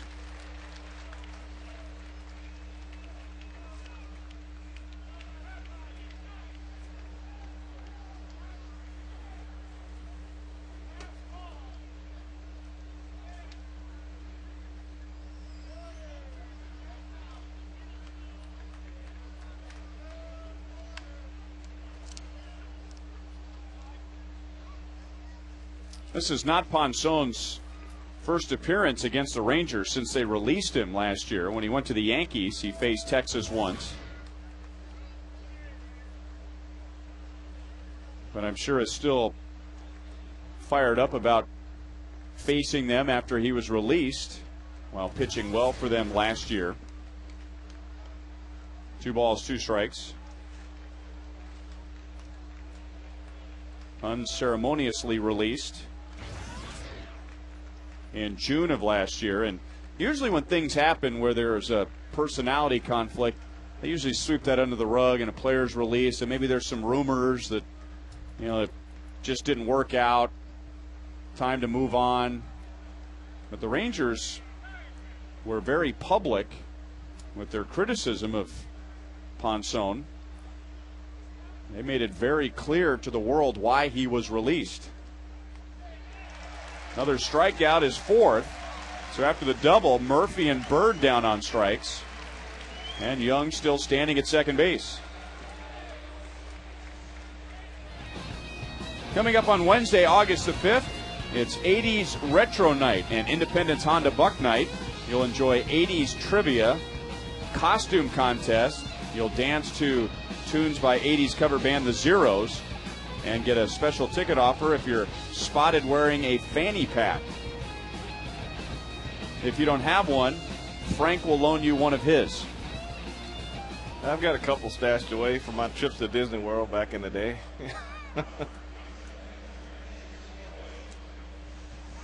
Ron Mayhay warming up as Ponson right around 100 pitches. Mayhay the lefty and a dangerous left-hand batter, Hank Blaylock at the plate. Ponson with a chance to get through 6. Blaylock has struck out, singled in his first 2 at-bats today. Slider, it's 0-1.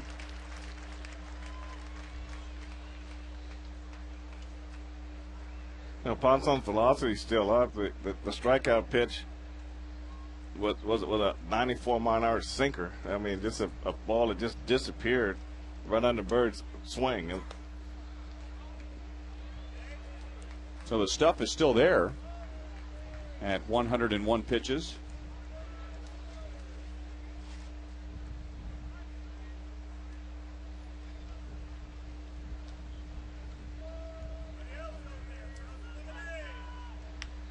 And he gets a ground ball to Callaspo. Sidney Ponson has pitched 6 scoreless innings. Royals coming up against Dustin Nippert.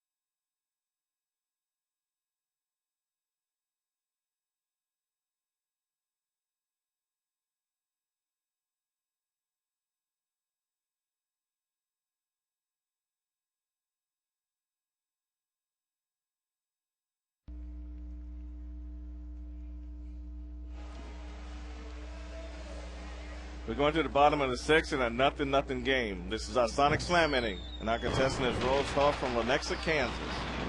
If the Royals hit a home run this inning, Rose, the Royals are going to try to win you $1,000 for your bank account.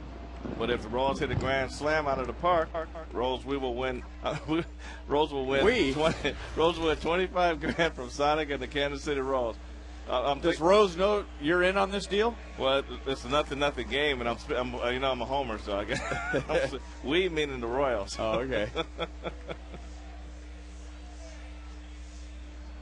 Well, Dustin Nippert, out of the bullpen, was not expecting to pitch as early as he's come in today, the third inning. Kevin Millwood with an injury to his left leg, the back of his left leg, coming out after 2 innings, and now Nippert is retired all 10 he has faced. He got Betancourt on 1 pitch on a bunt attempt. And now DeJesus, a tough luck 0 for 2, lined out to center in the first inning on a nice diving play by Marlon Byrd, and then lined out to short in the third. Well, Nippert's got that real easy delivery. I mean, he's tall and he's coming straight downhill. He's got that good sinker that he's running in on those right-handed hitters.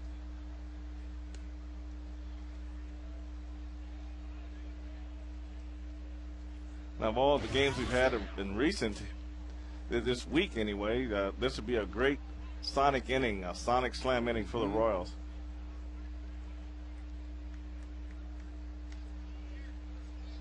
One and 2 on DeJesus.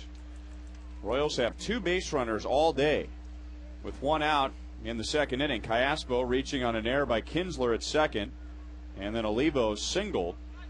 Those 2 against Kevin Millwood. Michael Young won't quite get there. 1 and 2 on DeJesus. Royals shut out in the first game of the series, 2-0 on Friday, and then snapping the 10-game losing streak with a 6-3 win last night. Second and final series for the Royals against the Rangers this year.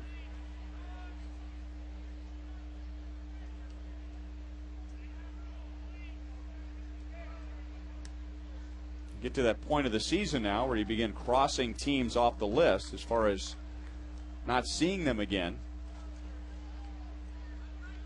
Royals will finish up against the Rangers today. They'll finish up against the Orioles in the next series. The Devil Rays the series after that.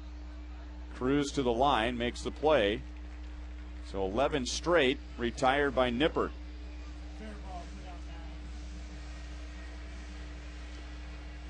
Coming up on August the 8th, the Frank White replica Hall of Fame figurine will go home with the first 20,000 fans. And yes, Frank did smile at you while he was throwing you out. It's a 6:10 game. Gates open at 4, so you can come out early. Maybe check out the Royals Hall of Fame. That's part 3 of the 4-piece collectible set. There's the statue out in right center field and the retired number above the Hall of Fame.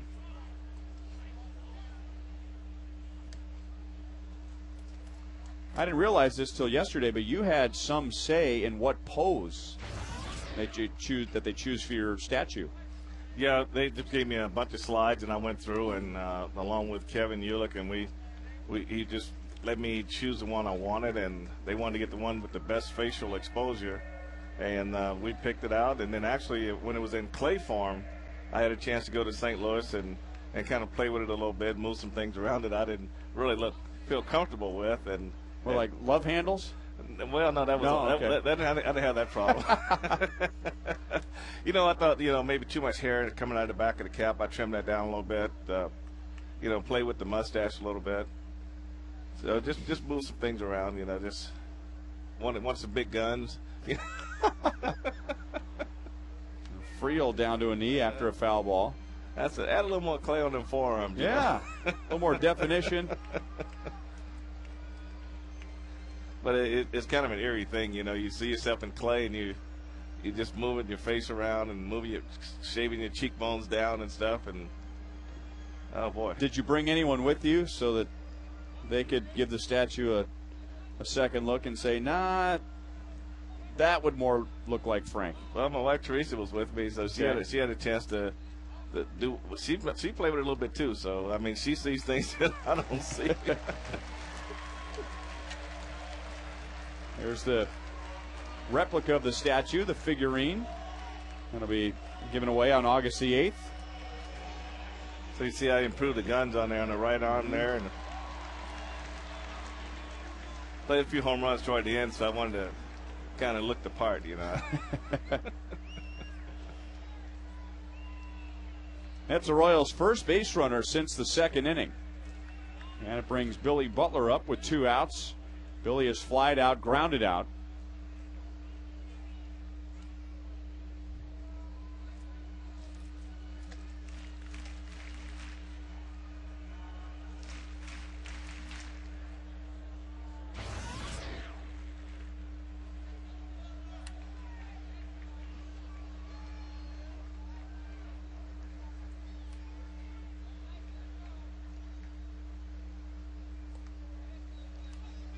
One and 0. Well, the first time that Nipper has had to deal with a base runner since coming on in the third inning.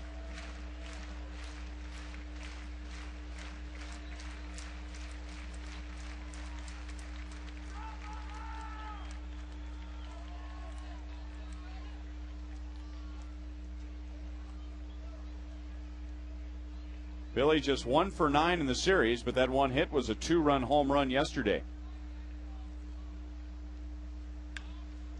And chops it to Andrus to second, and that's the inning.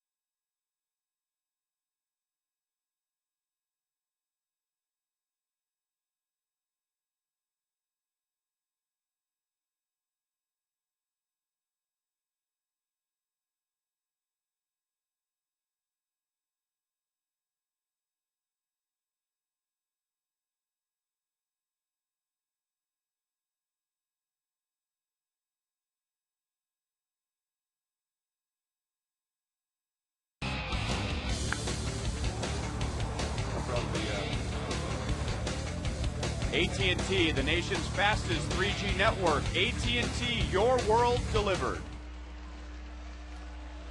Well, 6 very good innings for Sidney Ponson, but the final result will be a no decision as the Royals come up scoreless in the 6th. So now it's the Royals bullpen with Ron Mayhay, who also used to pitch for Texas, to face Andrew Jones, Nelson Cruz, and Jared Saltalamacchia. 17 walks for Mayhay in just over 32 2/3 innings.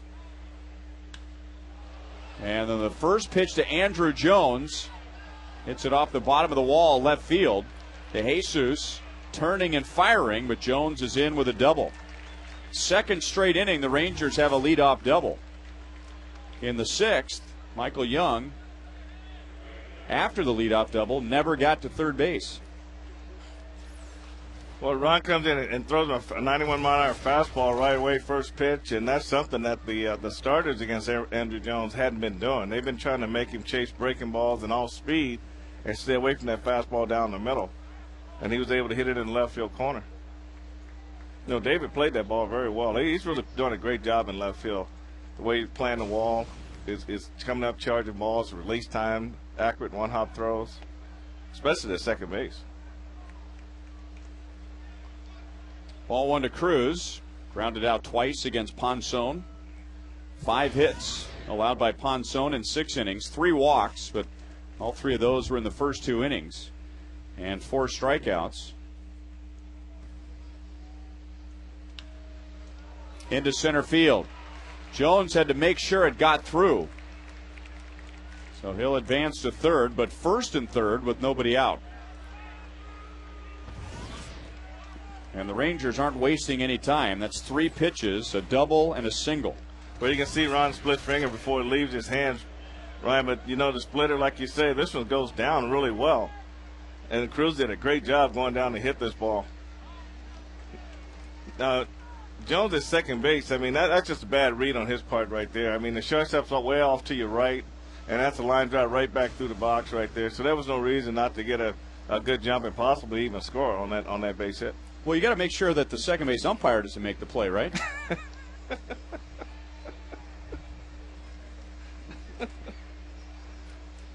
That's what he's telling Mike Muszlinski, the umpire at third. And out comes Trey Hillman. And he's going to point to the bullpen. So Mayhay getting 2 hitters. They reach. The Royals badly need a ground ball and a double play. And in comes Jamie Wright to face Jared Saltalamacchia.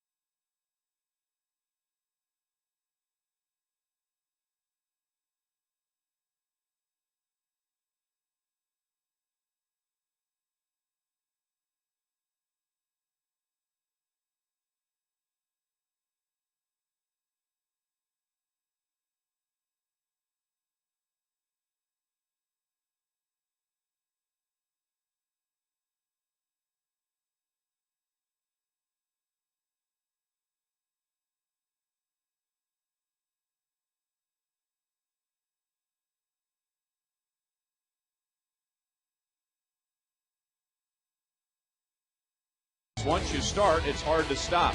Strike out tobacco so we can all breathe. Call the Missouri Tobacco Quit line at 1-800-QUIT-NOW. Ron Mayhay giving up a double and a single, and he departs with runners at first and third. And nobody out.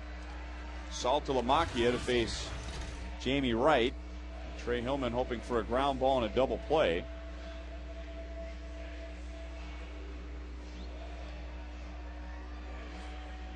Royals been running out a Rangers reunion party on the mound. Sidney Ponson pitched for the Rangers last year. Ron Mayhay parts of 5 years with Texas. And Jamie Wright, 2008, 2007 with the Texas Rangers. So Jones at third, Cruz at first. Saltalamacchia has lined out to left and single to right. Ryan, the Royals are in that 3 depth. If balls hit hard, they'll go for 2, but if it hits slow, the play's going to be at the plate. And when you say the different depths, 1 would be all the way back, 2 would be double play, 3 would be where they are now, and 4 would be all the way in. So what they're hoping for is a ball that's hard enough to turn a double play, but if not, they have a play at Andrew Jones if he goes home. So if you're only going to get 1 out, get the out at the plate. That's what they're looking for. And if it's a ball where they think get 2, then they go for 2 and give up the 1 run.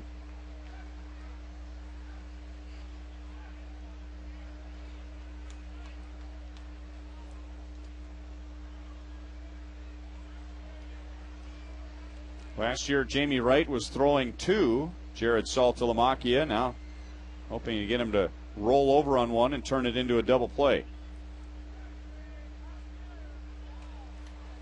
That's not a bad move, because one way the Rangers could combat the ground ball double play would be to send Nelson Cruz from first, and he has stolen 16 this year. At the moment, doesn't have much of a threatening lead over at first. There's the ground ball. Billy coming to the plate. Jones is out. You gotta make a little better effort than that, don't you? I don't think that's what Ron Watson was looking for. You're gonna run him automatically first and third, but there was plenty of space between John Buck and Andrew Jones. He could have gotten a run down and tried to get Nelson Cruz over to third base, but that was just I give up kind of effort right there. I mean, it's almost like he thought it was 3 outs, and I'm going to my position, but you got to work a lot harder than that on the bases. If he stays in a rundown long enough, and if Cruz reads it at second base and doesn't take off for third too soon and forces a couple more throws, well, then all of a sudden it's a good play. You make one out, but you have runners at second and third. Right, that's what you're trying to do. At least get that other runner to third base. Instead, first and second, and still a chance for a ground ball and a double play as Andrews fouls it away. I mean, first it was the line drive to center field that he didn't get a good read on and a good jump off second base, and then the really lack of effort on the rundown play to try to get Nelson Cruz over to third base.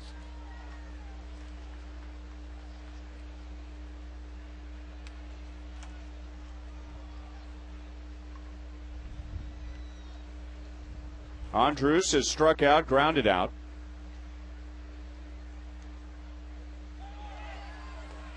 Cruz on his way to third and picks up a stolen base. Got that break off of Jamie Wright.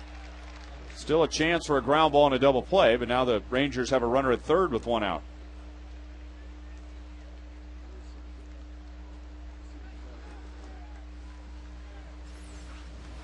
Well, Jamie gives that 1 look, 2 looks, 3 looks. He holds the ball, but he gives a real high leg kick, and that's what Nelson Cruz was able to steal on.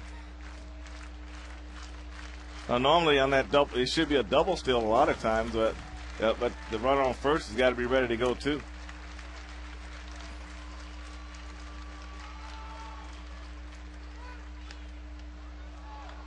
Slicing towards the line and caught, but no out.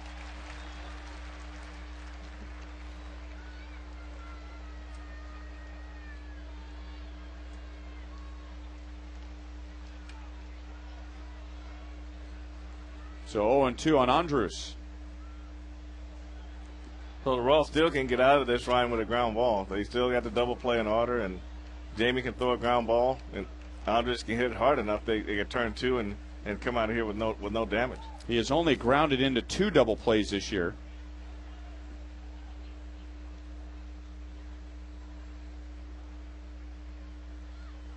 He went.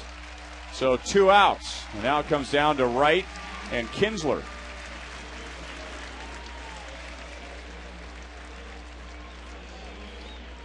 But John Buck did an outstanding job here. He called for the slider. He knew it was going to be in the dirt, and he was in position to block it. He just slid out to his right. Not a lot of times the catcher try to backhand that ball, and that ball will go off the heel of the glove, and he got some problems at that point. So it was first and third with nobody out. A fielder's choice, and out at the plate. And a strikeout, and now 2 down. Kinsler singled in the third inning, 1 for 3 today, and just 1 for 12 in the series. Popped it up. Cayaspo can't find it. And dropped it.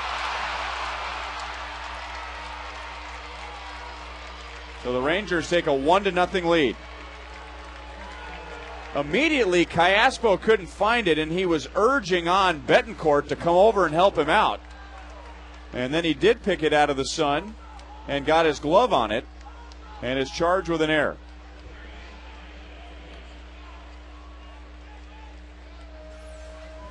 Well, he did the right thing, Ryan. The ball's right in the middle of the sun, and he's telling Betancourt that he can't see it at all. Now it comes out, and he does see it, and he has an opportunity to make the catch. But the ball hit right on the heel of the glove and popped out.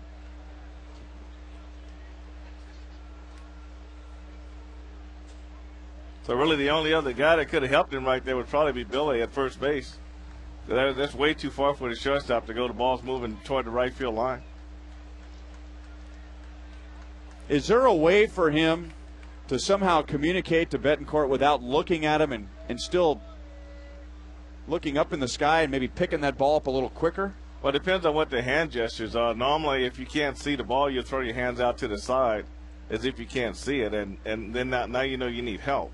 But you almost, if you can angle your body to the side and try to wait for it to come out of the sun, then that'll help you too. But he did find it in plenty of time. It just he was stretched out and the ball didn't hit in the good part of the glove to stay in there. And it almost always happens. You give a team an extra out, and they'll take it. It's 2-0 as Michael Young picks up his 5th hit of the series and drives in his 40th run. That's what Cayaspo is looking up into, a light blue, bright sky, no clouds at all, no shade, and really difficult to pick up the depth. Well, once the ball's in the middle of the sun, it doesn't matter what you're going to do. You can't see the ball. Everything goes black, and chances are when he was trying to catch this ball, he probably never even saw the ball very good because of looking directly up in the middle of that sun. And then Jamie leaves a sinker out over the plate, and Young hits the ball in the hole between short and third to plate another run. They're still like being in the, you see those flash cameras and you get a big flash in the eye and you look away, you see spots for a while. Yeah. And that's probably what Castro was looking at after looking right into the center of that sun.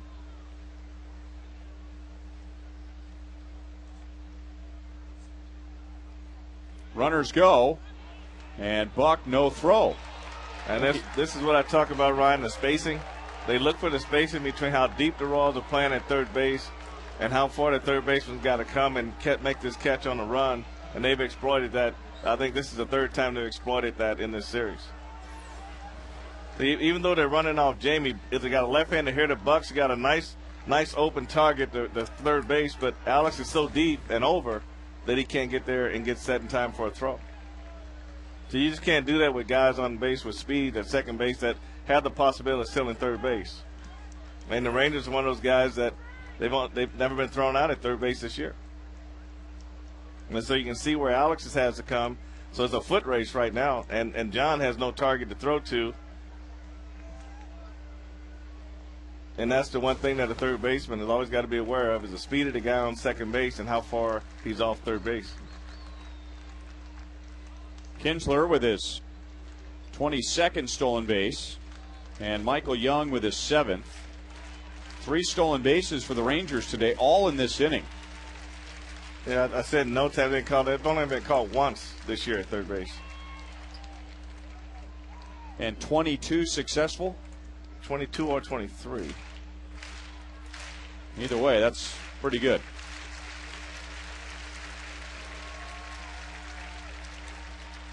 Well, I don't mean to nitpick, and I obviously understand having remembered what it's like to lose a ball in the sun, but I'm wondering if Cayaspo doesn't completely take his eye off the sun and just kind of keeps his head up, if he finds that ball just a split second earlier, then he's not running as hard and he's not reaching as far away to make that catch. Is that unrealistic?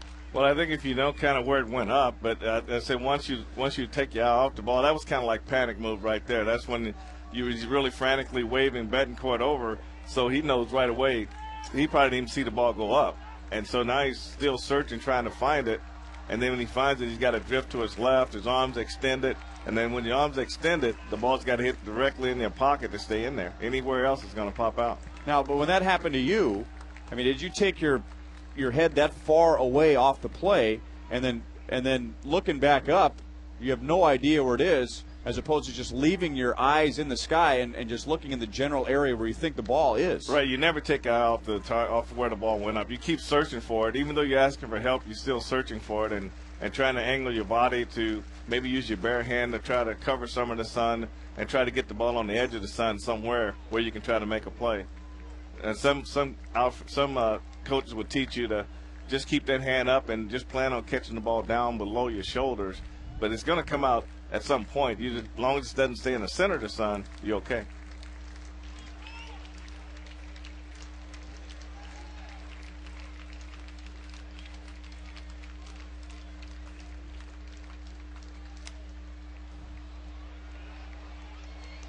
Still 3-2 on Murphy.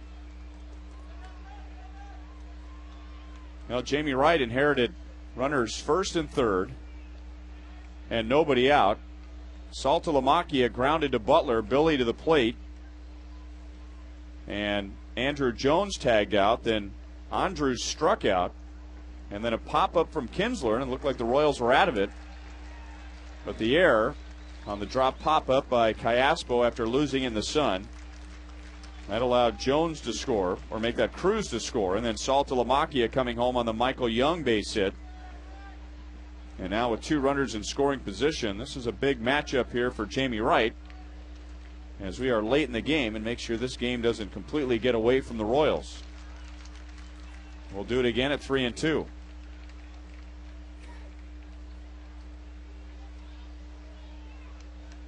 Juan Cruz might come on to face Marlon Byrd, as Jamie Wright has gotten a lot of work in the last 2 series.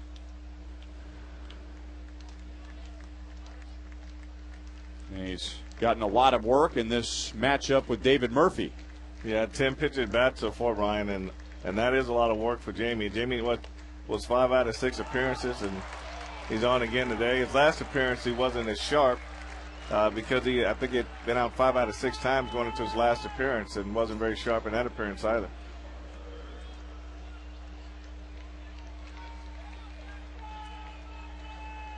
Trey looking down at Bob McClure in the dugout. He is on the steps in the middle portion of the dugout. He's going to leave Jamie Wright in there to face Byrd. So the base is loaded, 2 down. 2 unearned runs have scored.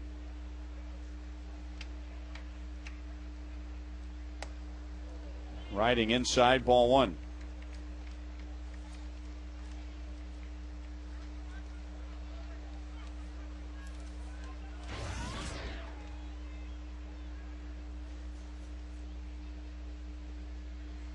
Marlon Byrd is 0 for 3 against Jamie Wright. That breaking ball stayed up, but it's taken for a strike, 1-1. Royals committing their 75th error in this inning. Their 4th error of the series, and their 15th error in their last 13 games. To put it into perspective, the Royals have committed 20 more errors than the Texas Rangers.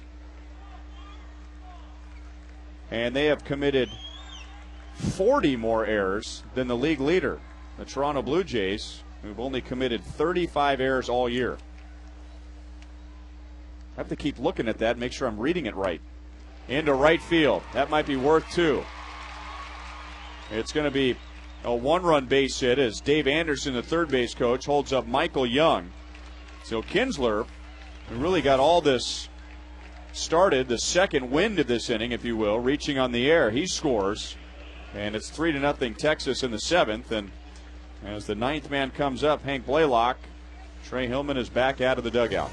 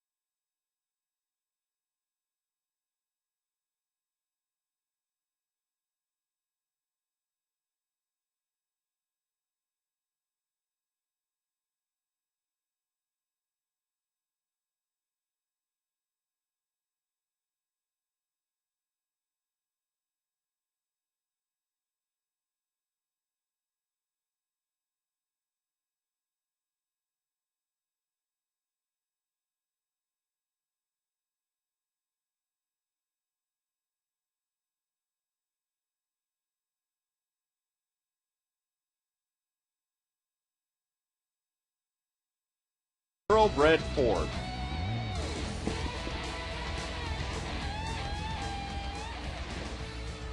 Michael Young, standing at third base, has driven in a run. David Murphy, an 11-pitch walk, and Marlon Byrd at first. He has driven in a run. 3 runs home for the Rangers in this inning, all unearned because of an Alberto Callaspo error. And 3 pitchers in the inning.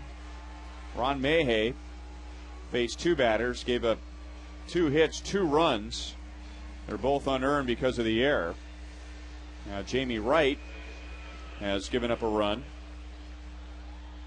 Jamie getting 2 outs. And now Cruz to get Hank Blaylock.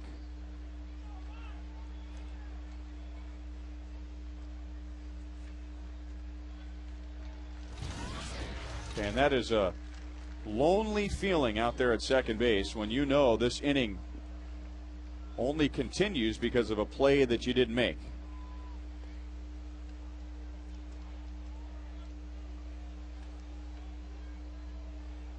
Blaylock, 1 out of 3, singled in the first inning. It was such a good game. It wasn't a classic game, but it was a game where Ponson really gave the Royals more than they had really anticipated it out of him in this game, and it was a 0-0 game, and with an opportunity to win the game at some point. So you don't really like it when an error contributes to you falling behind in the ball game.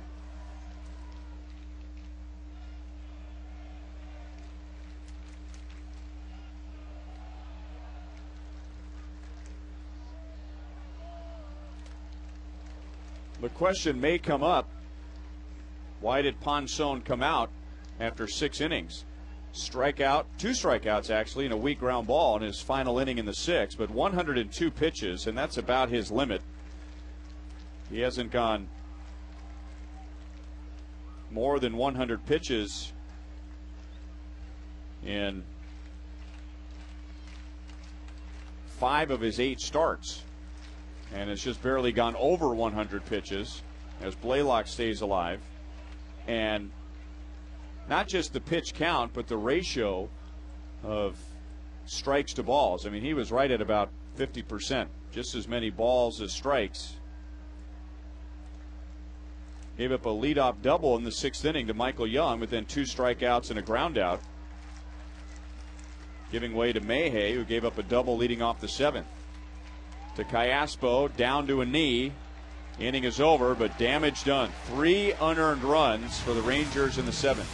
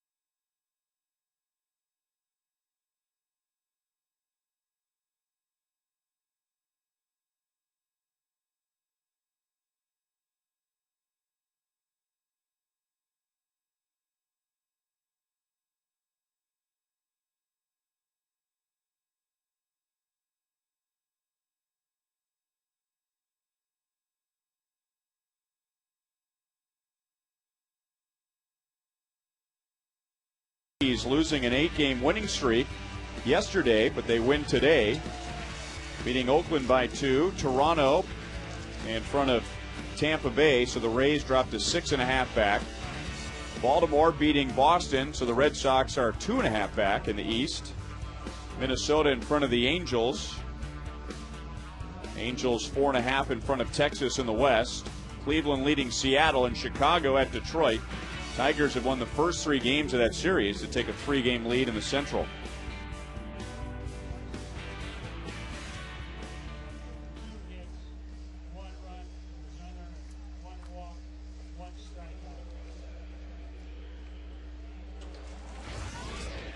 So Dustin Nippert with a chance to win, and he has earned it. Coming out of the bullpen in the 3rd inning after Kevin Millwood pitched 2 scoreless innings, left with a left leg injury. Nippert now with 4 scoreless innings.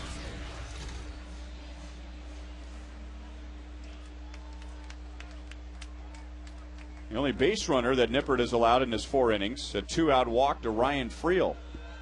So 4 hitless innings for Nippert. He'll get Tien, Callaspo, and Olivo. And ball 1 to Tien, who is 0 for 2.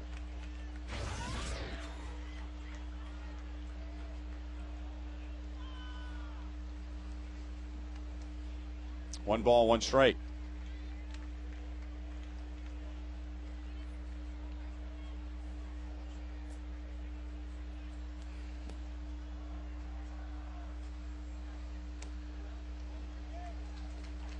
Royals have had 3 base runners all day with 1 out.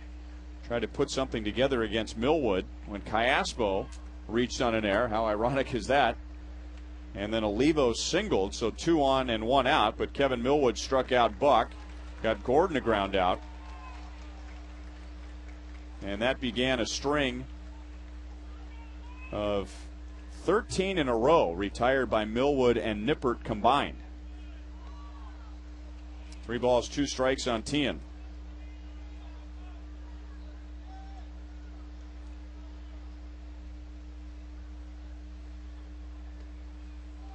Leadoff walk just missed inside. So the Royals now with 4 base runners today. And the first time they've had the leadoff man on.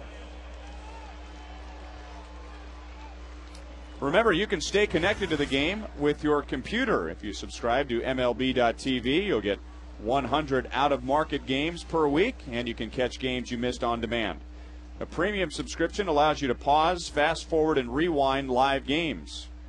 For details, go to Royals.com. Well, here's Callaspo now with a chance to redeem himself after the big error on the pop-up, and I'm sure Callaspo is mumbling to himself at the moment because right now the sun is behind a cloud, so if he had that same pop-up right now, he wouldn't have the trouble that he did in the top of the 7th inning. And it appeared to be the end of the inning. Lost it in the sun, found it, tried to run it down in shallow right, and it popped off of his glove for an error. 1 ball, 1 strike. I think that's about as helpless a feeling you can get as a player, Ryan, is to have that pop up in the sun. You know the runners are running, and you just have no clue where the ball is, and you just hope you see it in time, which he did, but just wasn't able to make the catch.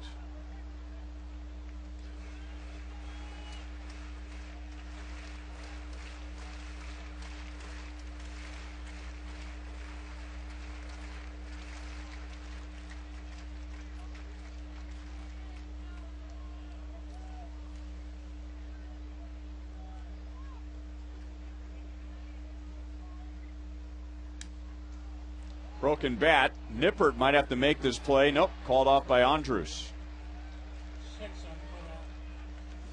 So 1 on, 1 out. And up comes Miguel Olivo. Well, there he is, Ryan. He's just calling for help. And like you said, maybe just stay with that. You never want to look completely away. You want to keep your eyes up there. But the ball just barely didn't hit right in the right spot here.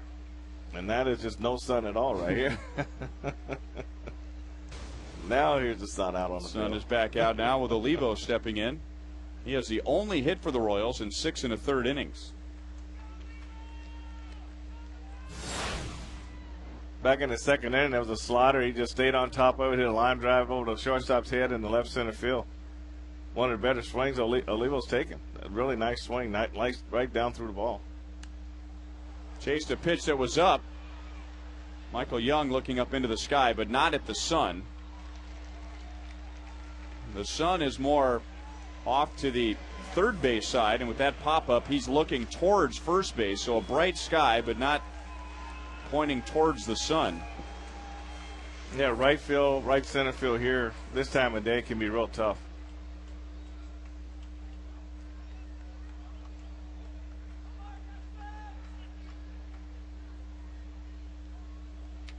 And now John Buck, who has struck out twice, once against Millwood and once against Nippert.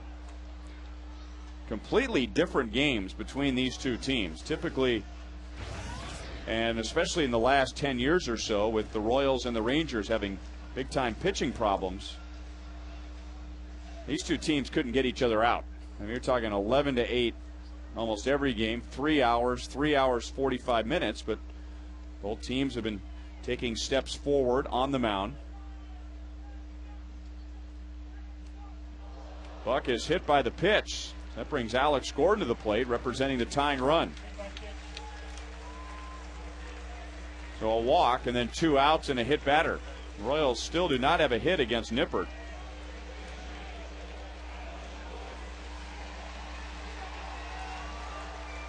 Now the question is, how long do you stay with Nippert? At this point, I got to think Ron Washington is just thrilled with what Dustin Nippert has done so far. This has to be well beyond what he was hoping for. Well, I have to agree with that too. This might be his last guy, but I tell you, with that 20-game stretch with the bullpen possibly not being overworked, this is a great outing for Nippert to really take some pressure off that bullpen. You can kind of see a little agonizing look on Ron Washington's face. Just think about it. If Nippert can get through this inning, and you're Ron Washington, your starter comes out after 2, but the next guy gets you to the 8th. That is above and beyond expectation. Alex into right center. Royals have their second hit and their first run.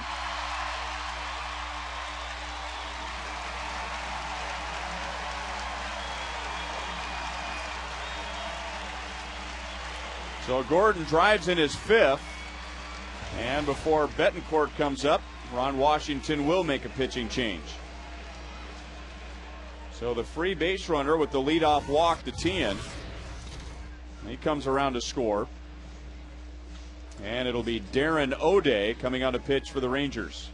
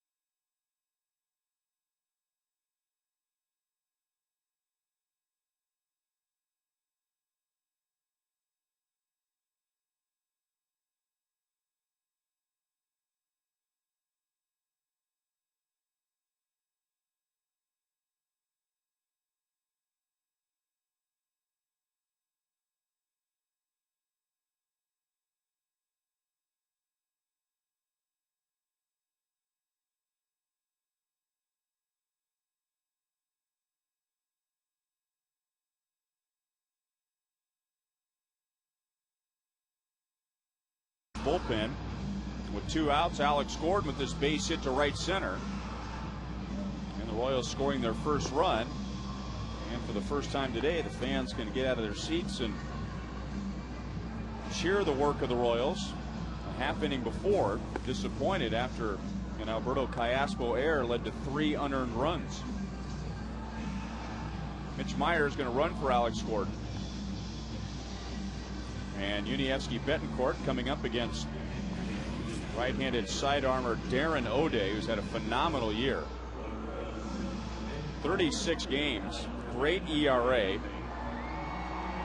22 hits in 31 2/3 innings, so a .202 opponent's batting average and a 30-8 strikeout to walk ratio. Darren O'Day was picked up on waivers from the New York Mets.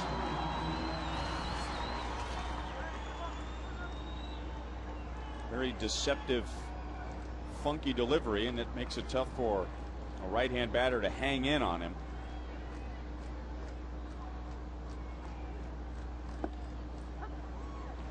Oh, 0-1 on Betancourt. Yuniesky has faced O'Day a couple of times, 0 for 2.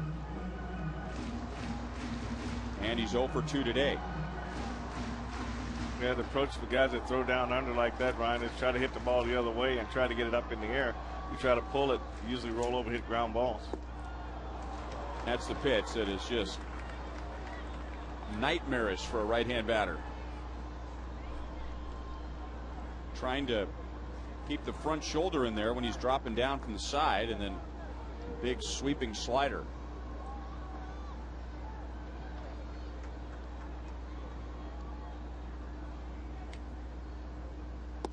Three pitches, and that's the inning. Royals get a run on 1 hit. It's 3-1 Texas.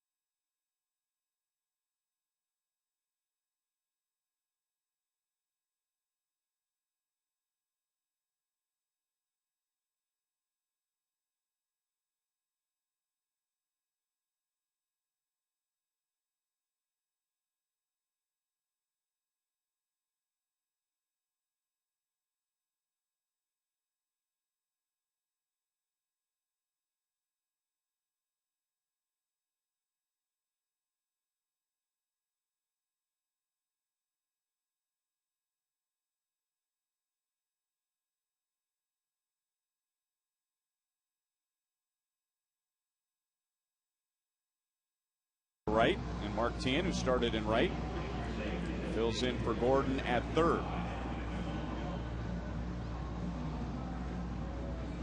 So the 8th inning, and now Juan Cruz at the final out of the 7th.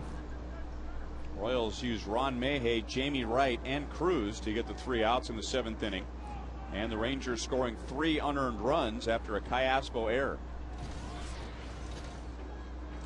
Jones leads off, doubled leading off the 7th inning.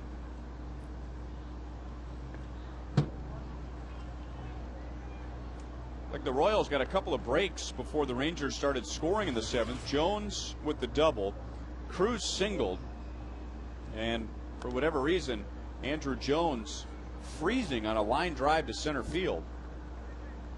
Nobody near the ball except the second base umpire. So possibly could have scored with a better read, but went to third. And then a ground ball to Billy Butler, and Jones really kind of declaring himself out without much of a struggle. didn't get in a rundown very long. That ball is crushed. So Andrew Jones makes up for that with a drive to deep left, his 15th of the year. And once again, an opponent scoring in the 8th inning. Texas leads 4-1.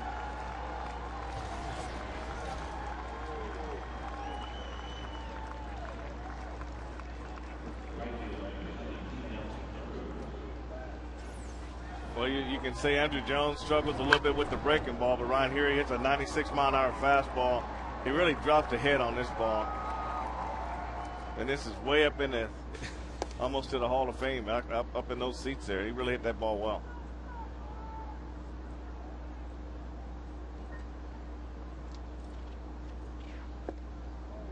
Two and 0 now on Nelson Cruz.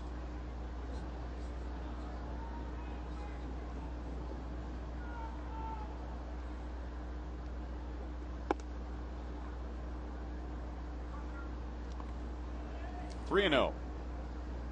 Cruz singled after the Jones double in the 7th inning, and he was one of the 3 Rangers to score. And after the home run, a 4-pitch walk. Juan Cruz's problems continue.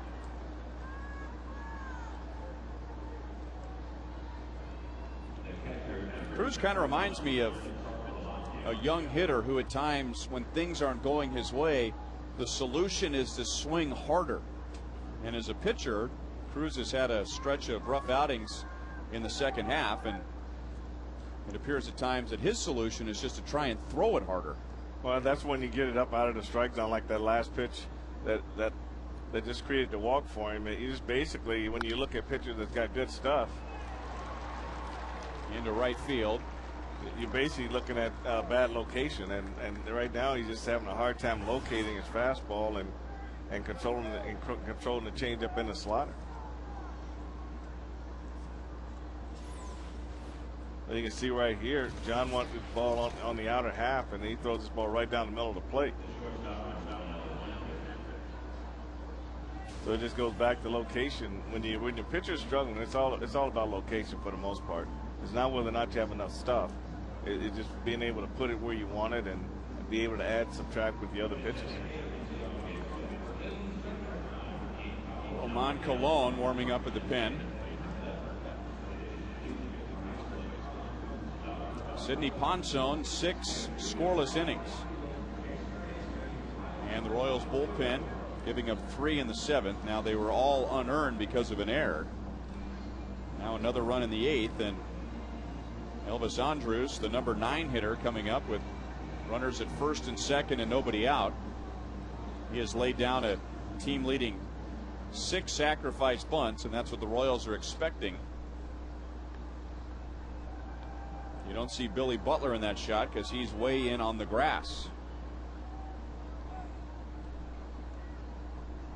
Tien near the edge of the grass on the third base side, but Andrus not bunting, takes strike 1.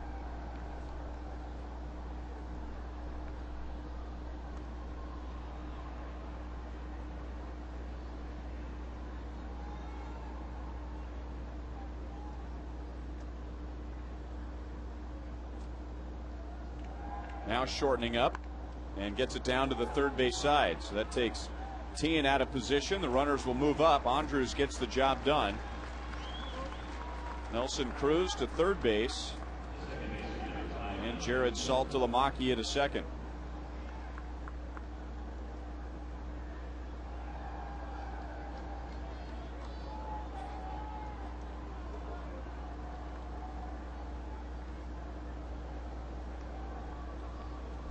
And up comes Ian Kinsler. 1 for 4, but it was his pop-up with 2 outs in the 7th inning that turned this game around. Royals thought they were out of it, but a pop-up that at first was lost in the sun, but Callaspo. And then after looking away and pleading with Unievsky Betancourt for some help, Callaspo looking back up into the sky, found it, tried to run it down in shallow right and appeared to get there, but the ball went off of his glove for an error. 1 run scored on that play, and then Michael Young and Marlon Byrd followed with RBI singles. 1 run home as Nelson Cruz comes to the plate. And holding at third is Saltalamacchia. It's 5-1 Texas. Ian Kinsler with his 60th RBI.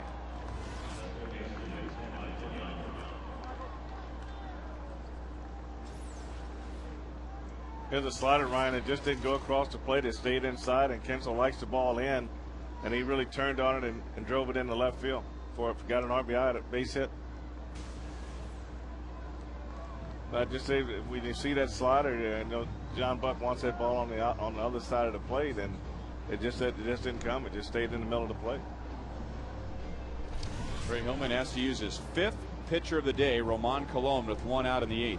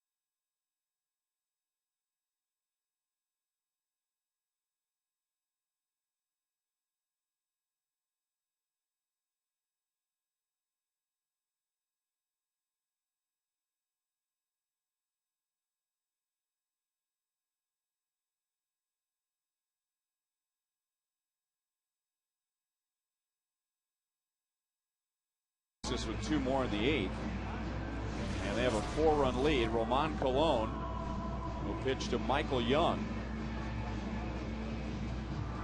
Hanson 6 innings. Mayhay faced 2, didn't record an out. Jamie Wright 2/3, Juan Cruz 2/3 to Roman Colon.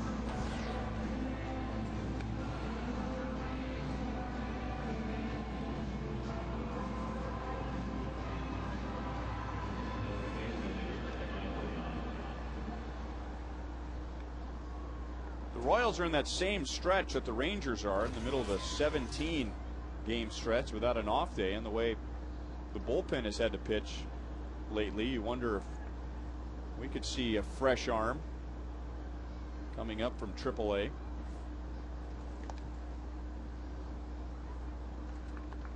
Not to suggest that anyone is injured in the bullpen, but just a fresh arm in the bullpen. Well, you got to have some tired arms. I know Jamie Wright, for one, has been really used a lot, and he'll take the ball as many times as you give it to him, but you have to look at how effective he's been. Kinsler's running, and that's past Betancourt to make it 6-1, and Kinsler will keep running to third base. 3-run 8th inning, and the second run driven in this game by Michael Young.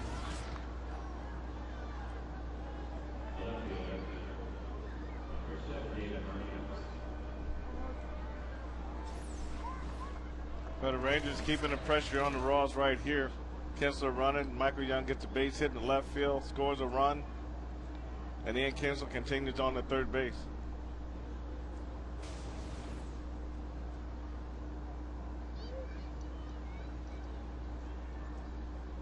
Here's David Murphy.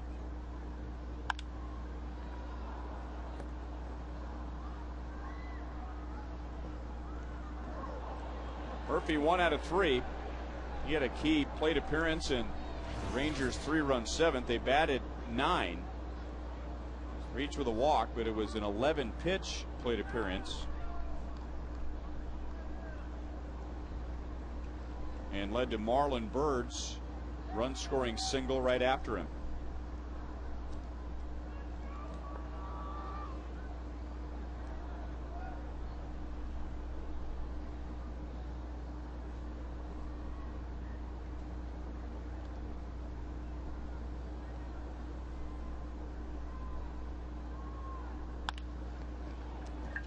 Callaspo diving on the right side. That's the second out, but another run scores, and it's 7-1.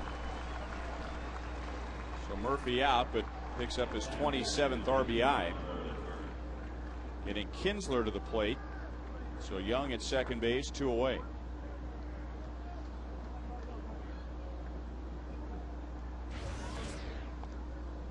And now Marlon Byrd, 1 out of 3, driving in a run in the 7th.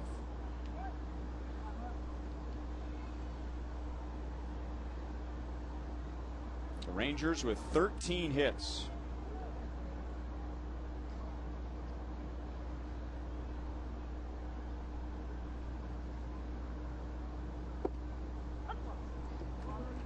Oh and 1.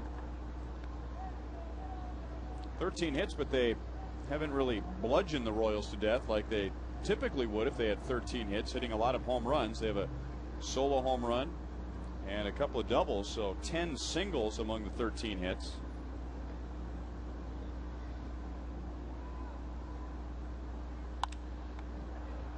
Got it in on the hands, and Callaspo again fighting the sun, but he's got a read this time, and the inning is over. But Texas comes up with 4 in the 8th.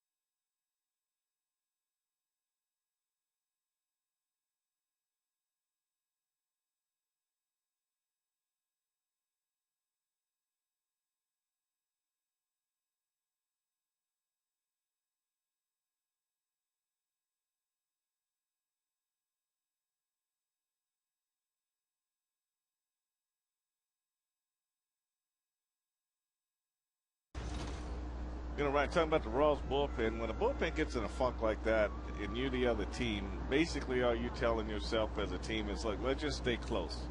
You know, let's stay close to the start and don't let the game get away, and we'll get the bullpen when the bullpen comes in. That's been so true for the Royals in this whole homestand, and that's why the only way you can combat it is to score a bunch of runs before you get to the 7th inning and try to limit the bullpen's time on the field until they can get it all together.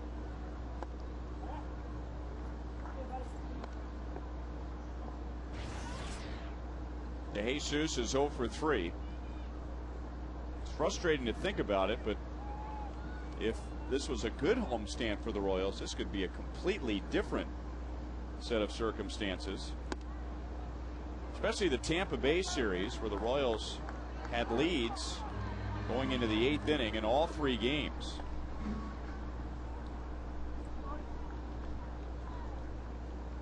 In fact, 1-run leads going into the 8th, but Tampa Bay overtaking the Royals in all 3 of the games, Friday, Saturday, and Sunday in the 8th.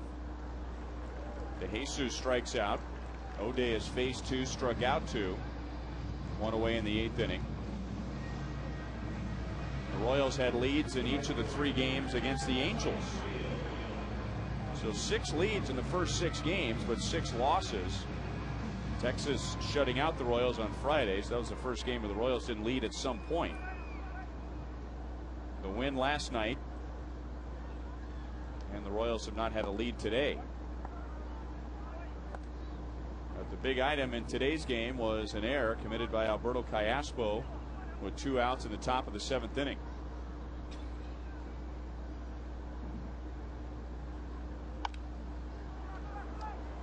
Friel pops it up into shallow left, and Andrews out from short. Friel is 0 for 3, 2 down in the 8th.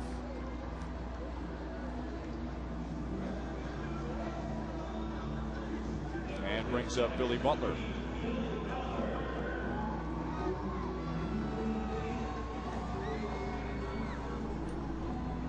There's a couple of guys who could have been teammates at the University of Florida.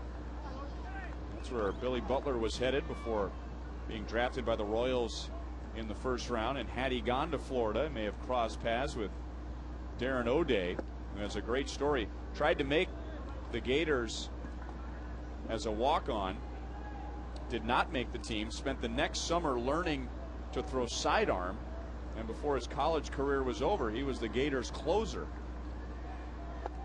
Didn't quite have enough velocity and movement throwing from over the top, so tried to find something unique that gave him some deception, and spent an entire summer learning a new arm slot.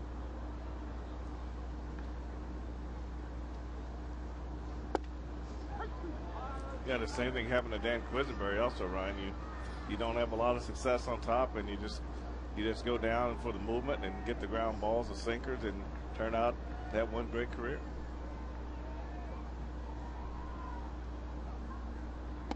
He was an undrafted free agent of the Angels, and he had pitched into his 5th year of college, so his education was done. He was pre-med, so he was deciding whether he should play pro ball or start med school. Decided to play pro ball, which obviously was a good decision, because here he is in the big leagues. But it is an unlikely route to the big leagues. You don't even make your college team. You have to change your arm angle to make the college team, and then you're not even drafted, and that's how you get into pro ball. There have been some great stories this year about guys drafted in low rounds, guys who thought about quitting, did quit, come back, and not only are in the big leagues, but playing quite well. And remember, Darren O'Day was with the Mets, and they put him on waivers. The Rangers picked him up, and now some in Arlington are calling Darren O'Day perhaps the best waiver claim in the history of the franchise.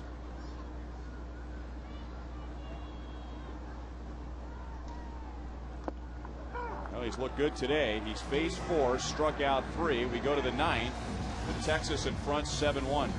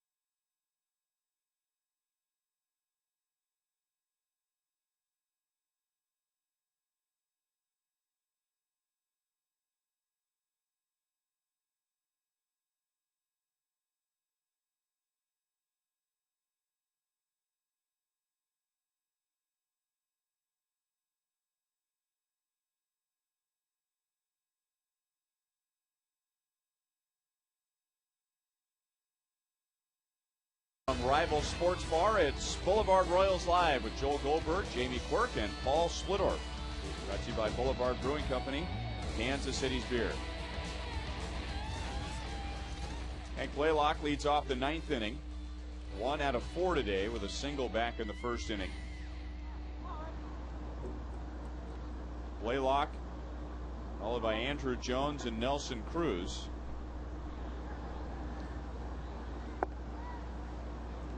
Didn't mean to go around. It's 1-1. Cruz retired, or Colon rather, retired the last 2 hitters of the 8th inning in relief of Juan Cruz, who gave up 4 runs in 2/3 inning of work. De Jesus, a long run to the line, across the line, sliding, and makes his 3rd great play in the last 2 days.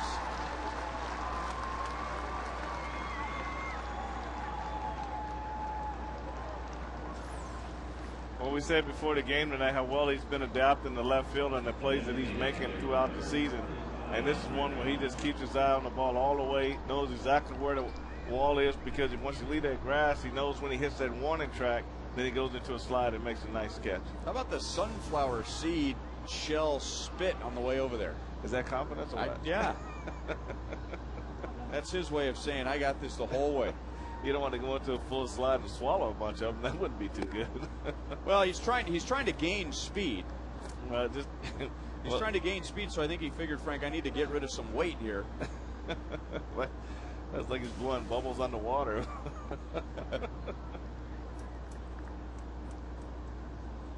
It's kind of like Alex blowing bubbles, you know, with his bubble gum.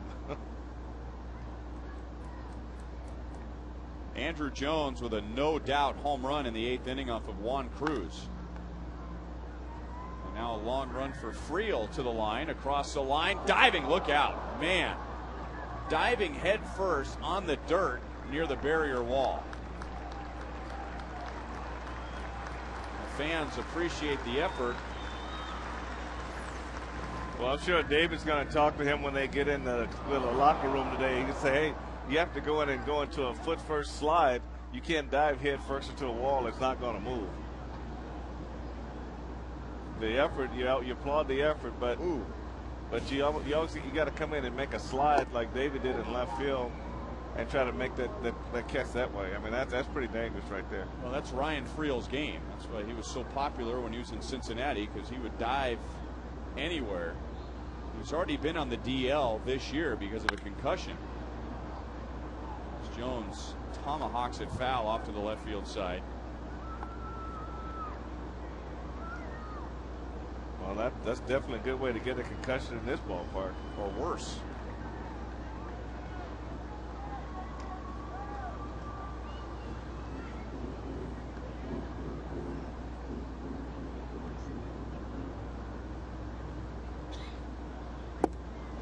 Struck him out. 2 down in the 9th inning.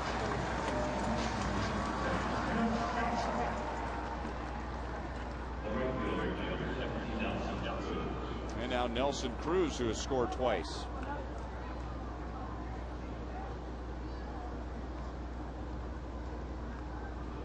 Now the Royals will need a big rally in the bottom of the 9th. Otherwise, these two teams appear to be headed towards a season series split. The Royals taking 2 out of 3 in April and really beating the Rangers at their own game. They out-homered the Rangers in Texas.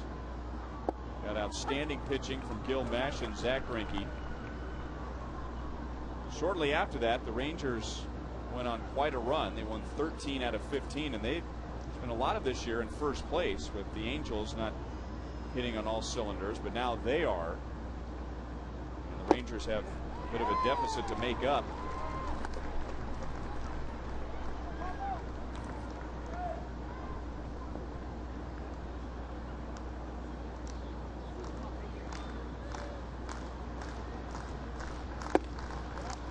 Two and two.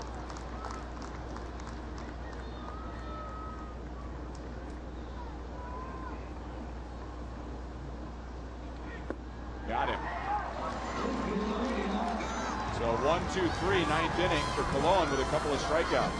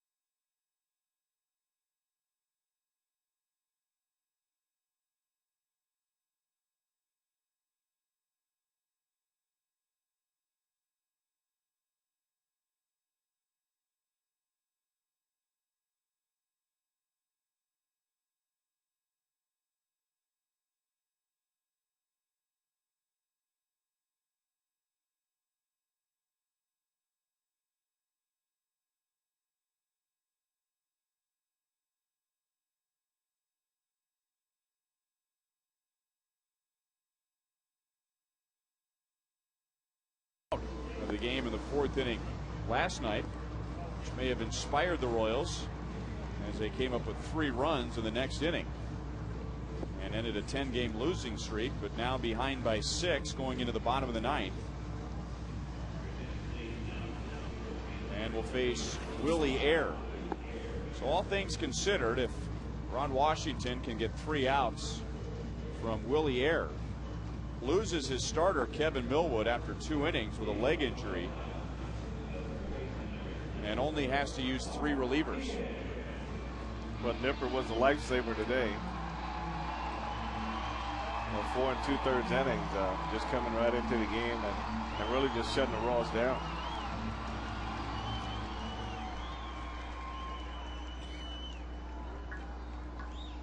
It'll be Mark Teahen, Alberto Callaspo, and Miguel Olivo.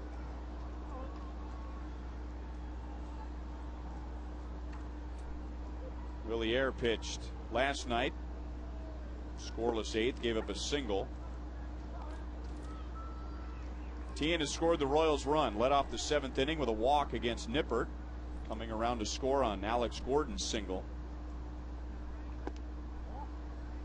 And on the topic of Nippert, 4 2/3 innings out of the bullpen, allowing 1 run on 1 hit. And the Royals with just 2 hits today in 8 innings.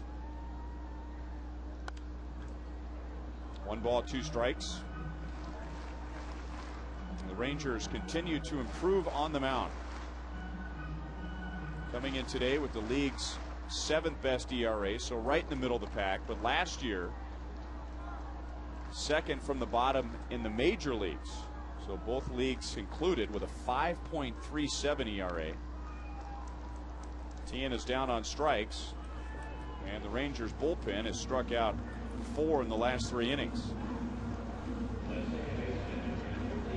Nolan Ryan becoming president of the Rangers, and when last year was over, and you can imagine the frustration that he had to endure with the way he pitched. Of course, not everyone can pitch like Nolan Ryan did, but some of the things that he saw felt was unacceptable. So he challenged the Rangers pitchers during the offseason to get in better shape, to throw more, that going 5 or 6 innings and trying to keep the team close wasn't going to be good enough anymore. Wanted guys to start thinking about 7, 8 innings, if not complete games.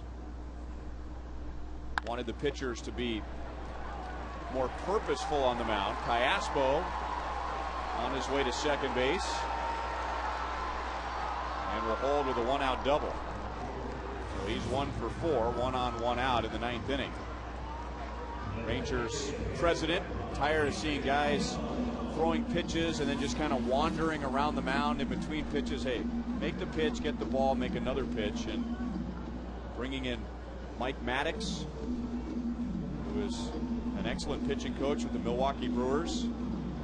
Those are really the only changes that the Texas Rangers made. They didn't go out and get 3 or 4 pitchers by way of trade or free agents. Just Nolan Ryan's words, Mike Maddox taking over as pitching coach, and they've made quite a jump on the mound this year.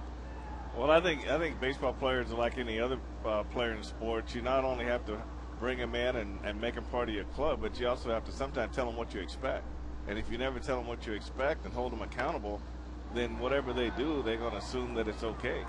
So I'm a strong believer in not only paying guys to do a job, but I'm a strong believer in telling them what you want them to do and then hold them accountable for doing it.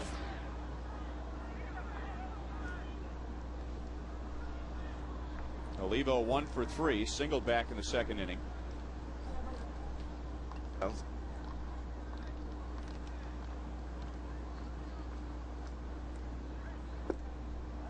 One and one.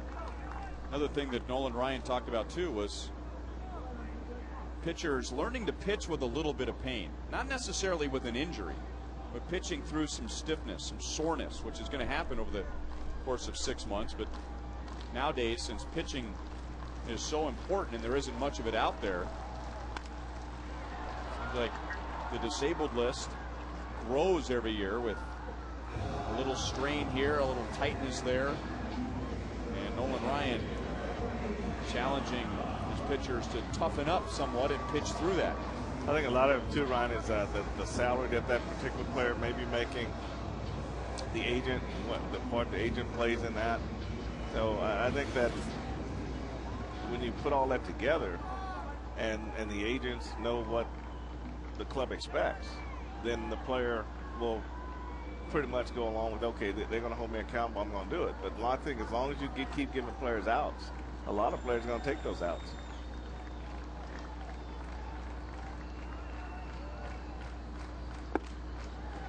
Oh, 0-1 on Buck.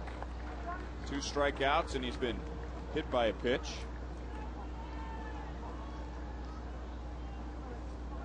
You know, a lot of it is protecting your investment. You know, you get a pitcher, you pay him a lot of money, and if you got something that might be slightly wrong with his shoulder, whatever that ailment may be, you know, clubs are going to err on the side of caution and not want to push that player too hard. So it's up to the player to know the difference between being injured and just having a little pain.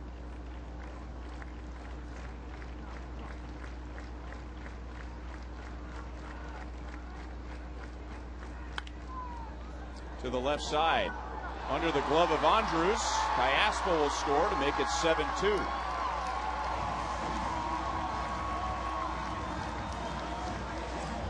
So Buck with a single and his 21st RBI of the year.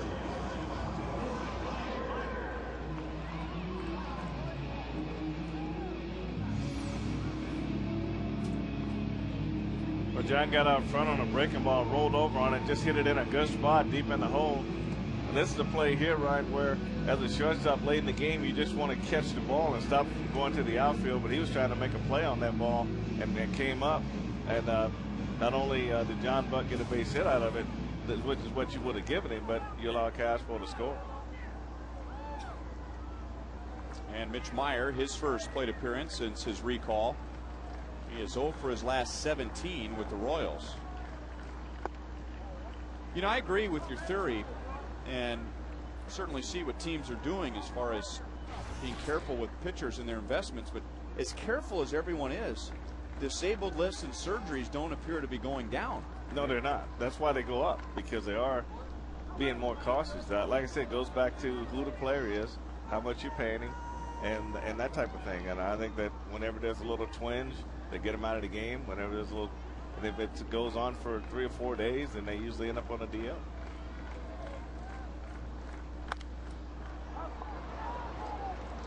Another chance for Andrews. And the Rangers take 2 out of 3 in Kansas City. The big play in air in the 7th, allowing 3 unearned runs to score, 4 more in the 8th. Dustin Nippert is the winning pitcher. 7-2 Rangers. Time now for Boulevard Royals Live.